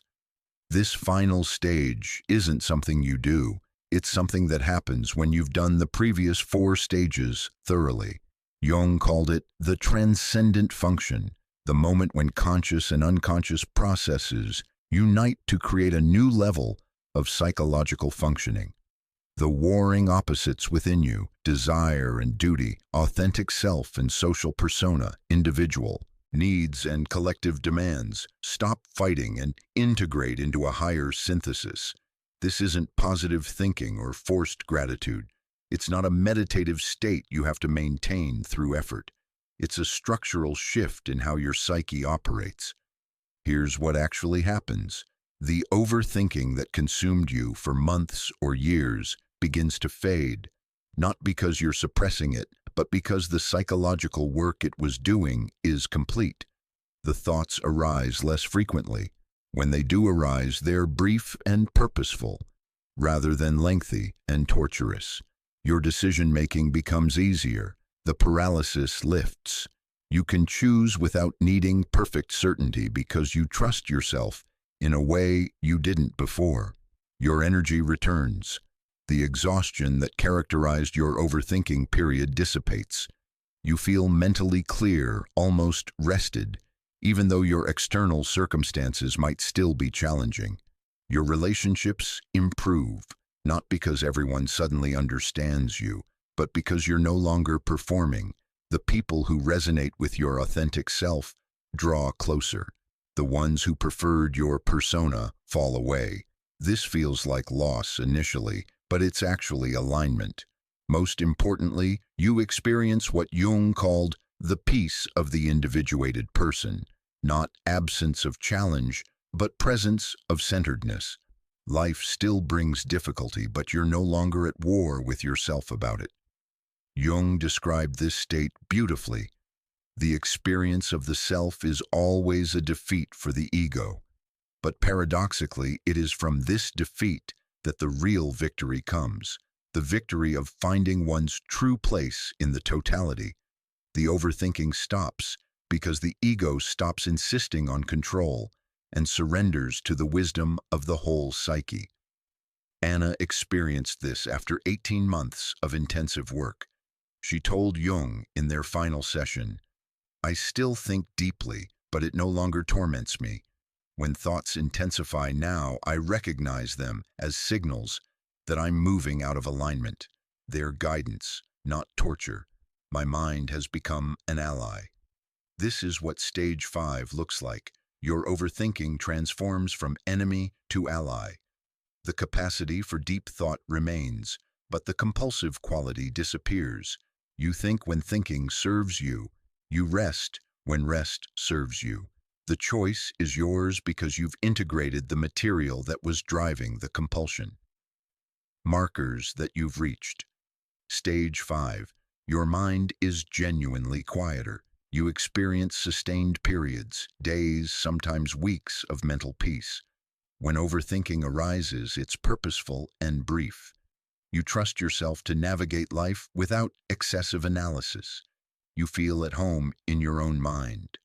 The fear that you'll always be tortured by your thoughts has dissolved. You know how to work with your psyche rather than against it.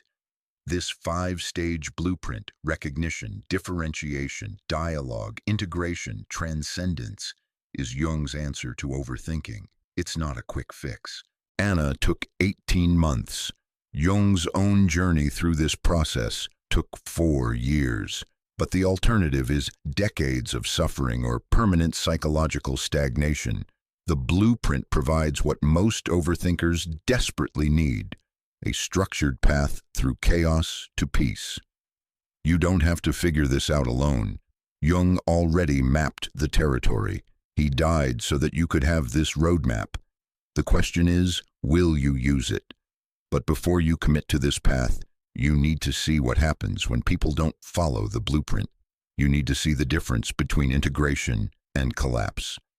Let me show you the historical contrasts, the ones who failed and the ones who succeeded, because the same process that leads to enlightenment can lead to destruction if navigated incorrectly. History provides stark case studies in what happens when brilliant overthinkers either integrate or collapse under the weight of their own consciousness. These aren't abstract examples. They're real lives that illustrate exactly how Jung's blueprint either saves you or how ignoring it destroys you. Let me show you 2 failures and 2 successes. The pattern that emerges will reveal exactly what differentiates psychological transformation from psychological annihilation. Failure. Case 1. Friedrich Nietzsche, the overthinker who shattered. Friedrich Nietzsche was perhaps the most brilliant philosophical overthinker in Western history. His mind operated at a level of abstraction and penetration that few humans have ever achieved. He saw through cultural lies, moral hypocrisies, and philosophical illusions with devastating clarity, and that clarity killed him. Nietzsche's overthinking began in his 20s as productive philosophical inquiry. He questioned everything: morality, truth, God, meaning, human nature. His books emerged from years of obsessive thinking, walking alone through Swiss mountains, turning problems over in his mind until they revealed new dimensions. But Nietzsche never learned what Jung later discovered: that insight without integration is poison.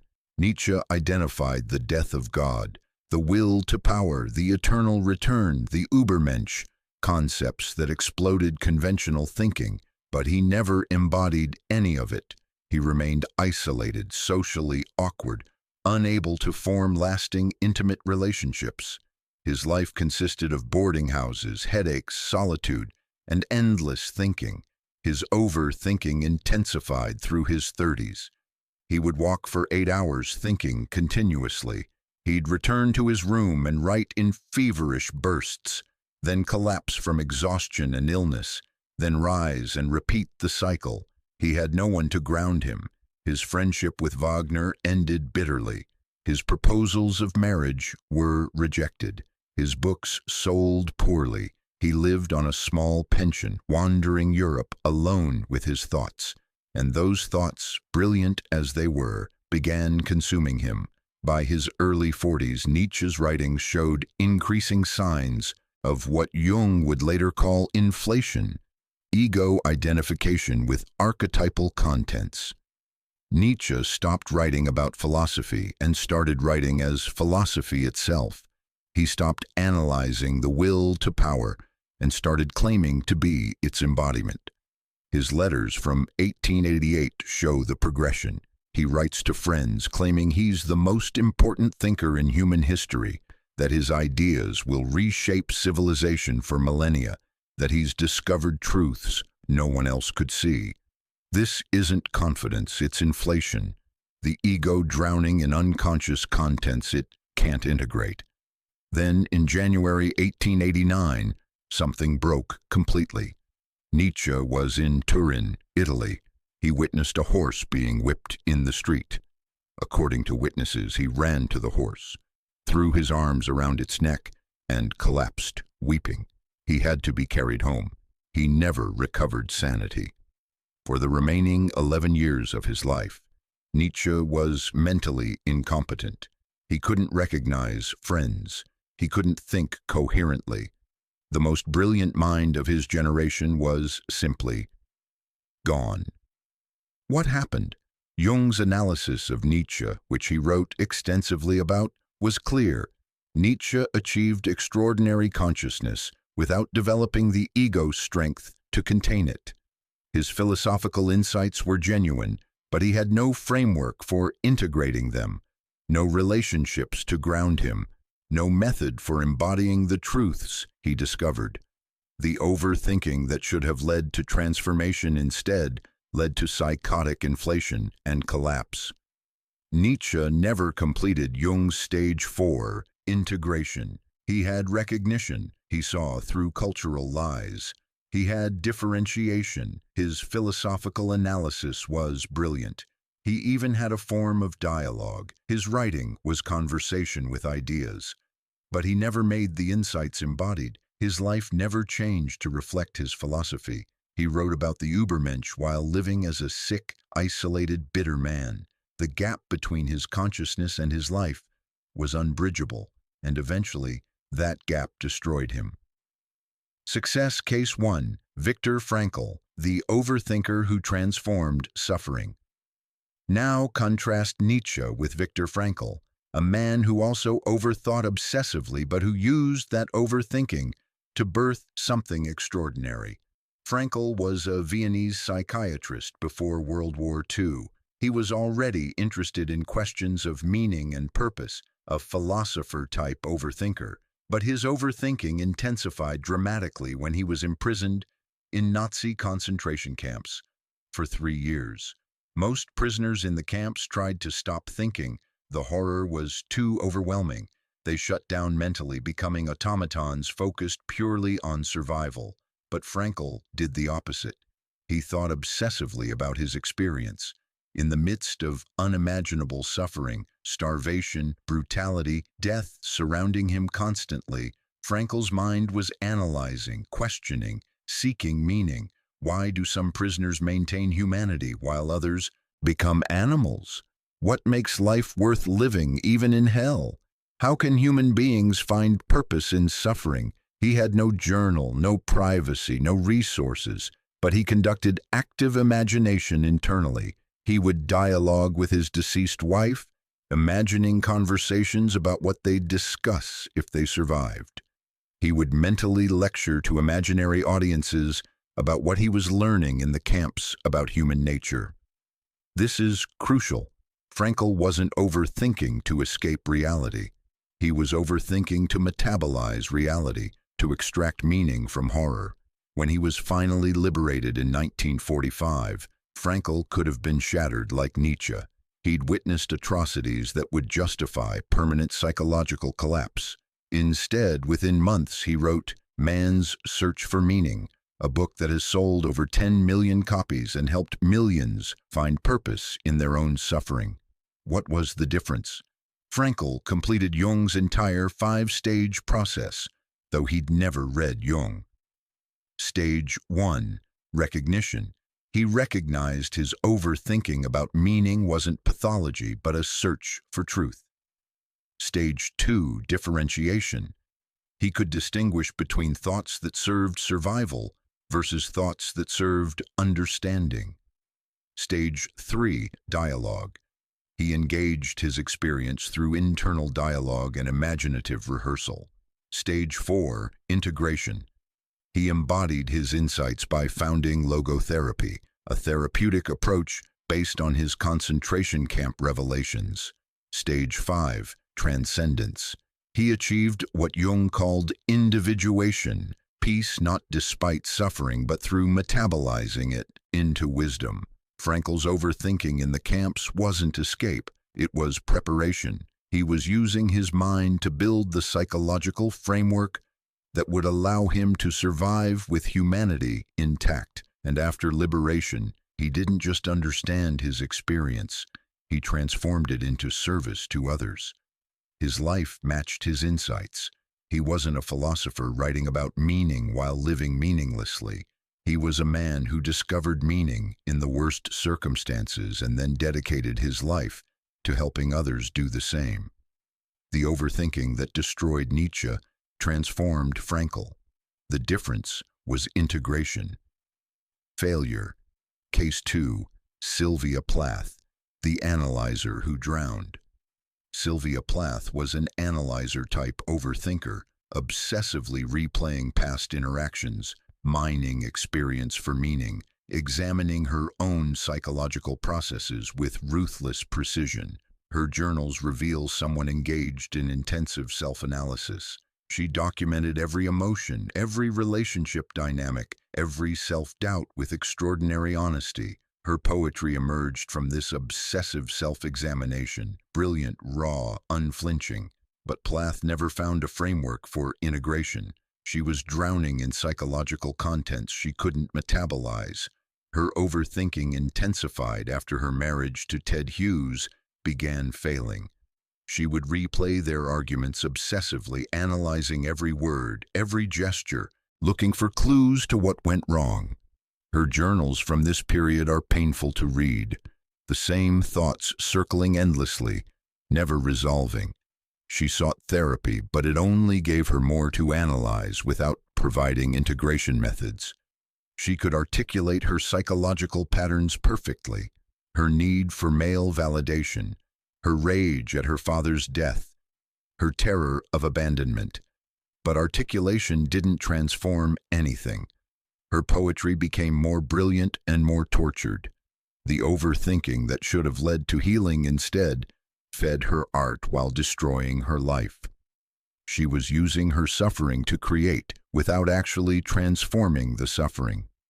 In February 1963, at age 30, Plath sealed her children's room, put her head in the oven, and turned on the gas.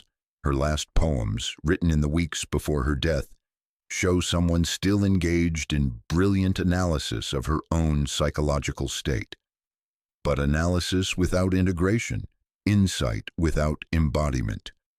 Jung would have recognized Plath's danger immediately. She was an analyzer stuck between stage 2 and stage 3. She could differentiate her psychological contents with extraordinary precision, but she never learned to dialogue with them constructively or integrate them into life changes.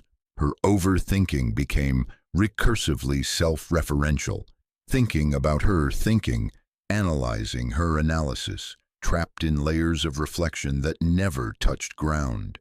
The tragedy of Plath isn't that she overthought, it's that she never learned how to complete the process her overthinking was initiating. She had the consciousness, but not the courage or framework for transformation.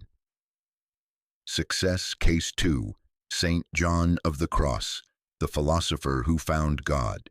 Now consider Saint John of the Cross, a 16th century Spanish mystic who experienced what he called the dark night of the soul, arguably the most famous description of spiritual overthinking in Western literature. Jung was a philosopher-type overthinker, obsessed with existential questions about God, meaning, and the nature of reality. His overthinking took the form of spiritual crisis. He couldn't feel God's presence. His prayers felt empty. His religious life felt false. For years, he was tormented by what he described as agonizing doubt and darkest night. His mind ran endless loops about whether God existed, whether his faith was real, whether his entire life was built on illusion. This is identical to the existential overthinking Jung's patients experienced. The content was spiritual, but the psychological pattern was the same. Obsessive questioning that produces no answers, only more questions. But here's what Jung did differently than Plath. He treated the overthinking as initiation rather than pathology. He recognized that the absence of easy answers wasn't the problem, it was the process. His dark night wasn't God abandoning him. It was his small understanding of God being destroyed so a larger understanding could emerge. He wrote extensively about this experience, creating a roadmap that maps perfectly onto Jung's individuation blueprint. The dark night begins when your old certainties fail, recognition. You differentiate between real spiritual experience and conceptual belief, differentiation. You dialogue with the darkness itself, treating it as teacher rather than enemy, dialogue. You let your life and practice change based on what the darkness reveals, integration. Finally, you emerge into what Jung called the living flame of love, a direct experience of union with God that needs no defending because it's experiential, not conceptual, transcendence. Jung completed the process. His overthinking didn't destroy him. It initiated him into mystical consciousness. His later writings are full of peace, certainty, and profound spiritual wisdom that could only come from someone who'd been through the fire and emerged transformed. The difference between Jung and Plath? Jung had a framework that told him his suffering was purposeful. He had a tradition that said the dark night was a known stage in spiritual development, not evidence of his failure. He had a community that supported rather than pathologized his process, and critically, he embodied his insights. He didn't just think about mystical union, he lived from it. His life reflected his realizations. The pattern: look at these four cases together. Nietzsche and Plath collapsed. Frankl and Jung transformed. What's the difference? Not intelligence. All four were brilliant. Not intensity of suffering. All four experienced profound psychological pain. Not even the quality of their thinking. All four were capable of extraordinary insight. The difference was integration. Nietzsche had consciousness without embodiment. Plath had analysis without action. Both were stuck in stage 3 or earlier, gaining insight endlessly but never translating it into lived transformation. Frankl and Jung completed all 5 stages. They didn't just understand their experience, they let it change them fundamentally. They embodied their insights. Their lives looked different after the process than before. Here's what Jung concluded after studying similar cases. The difference between enlightenment and madness is integration. Both involve ego dissolution. Both involve overwhelming unconscious contents. But in enlightenment, the ego reconstructs at a higher level. In madness, it simply fragments. The determining factor is whether the insights become embodied or remain abstract. Your overthinking will either destroy you like Nietzsche and Plath, or transform you like Frankl and Jung. The thought patterns are the same. The suffering feels identical. The difference is whether you complete the integration process, which is why I need to show you Jung's own journey through this territory. Because Jung himself nearly became a failure case. He came terrifyingly close to the collapse that took Nietzsche. What saved him was developing the exact blueprint I've been showing you. He tested it on himself first, during the most dangerous psychological crisis of his life. Let me show you what happened during those years, and how Jung pulled himself back from the edge of psychosis through the very methods he later taught to save patients like Anna. If you want to understand why Jung's blueprint for navigating overthinking works, you need to know that he developed it while saving his own life. Between 1913 and 1917, Carl Jung experienced a mental crisis so severe that he seriously questioned whether he'd survive it with his sanity intact. The overthinking that consumed him during those years was more intense, more frightening, and more potentially psychotic than anything his patients ever described. What follows is Jung's own journey through the territory he would later map for others. This isn't theory, it's survival documentation,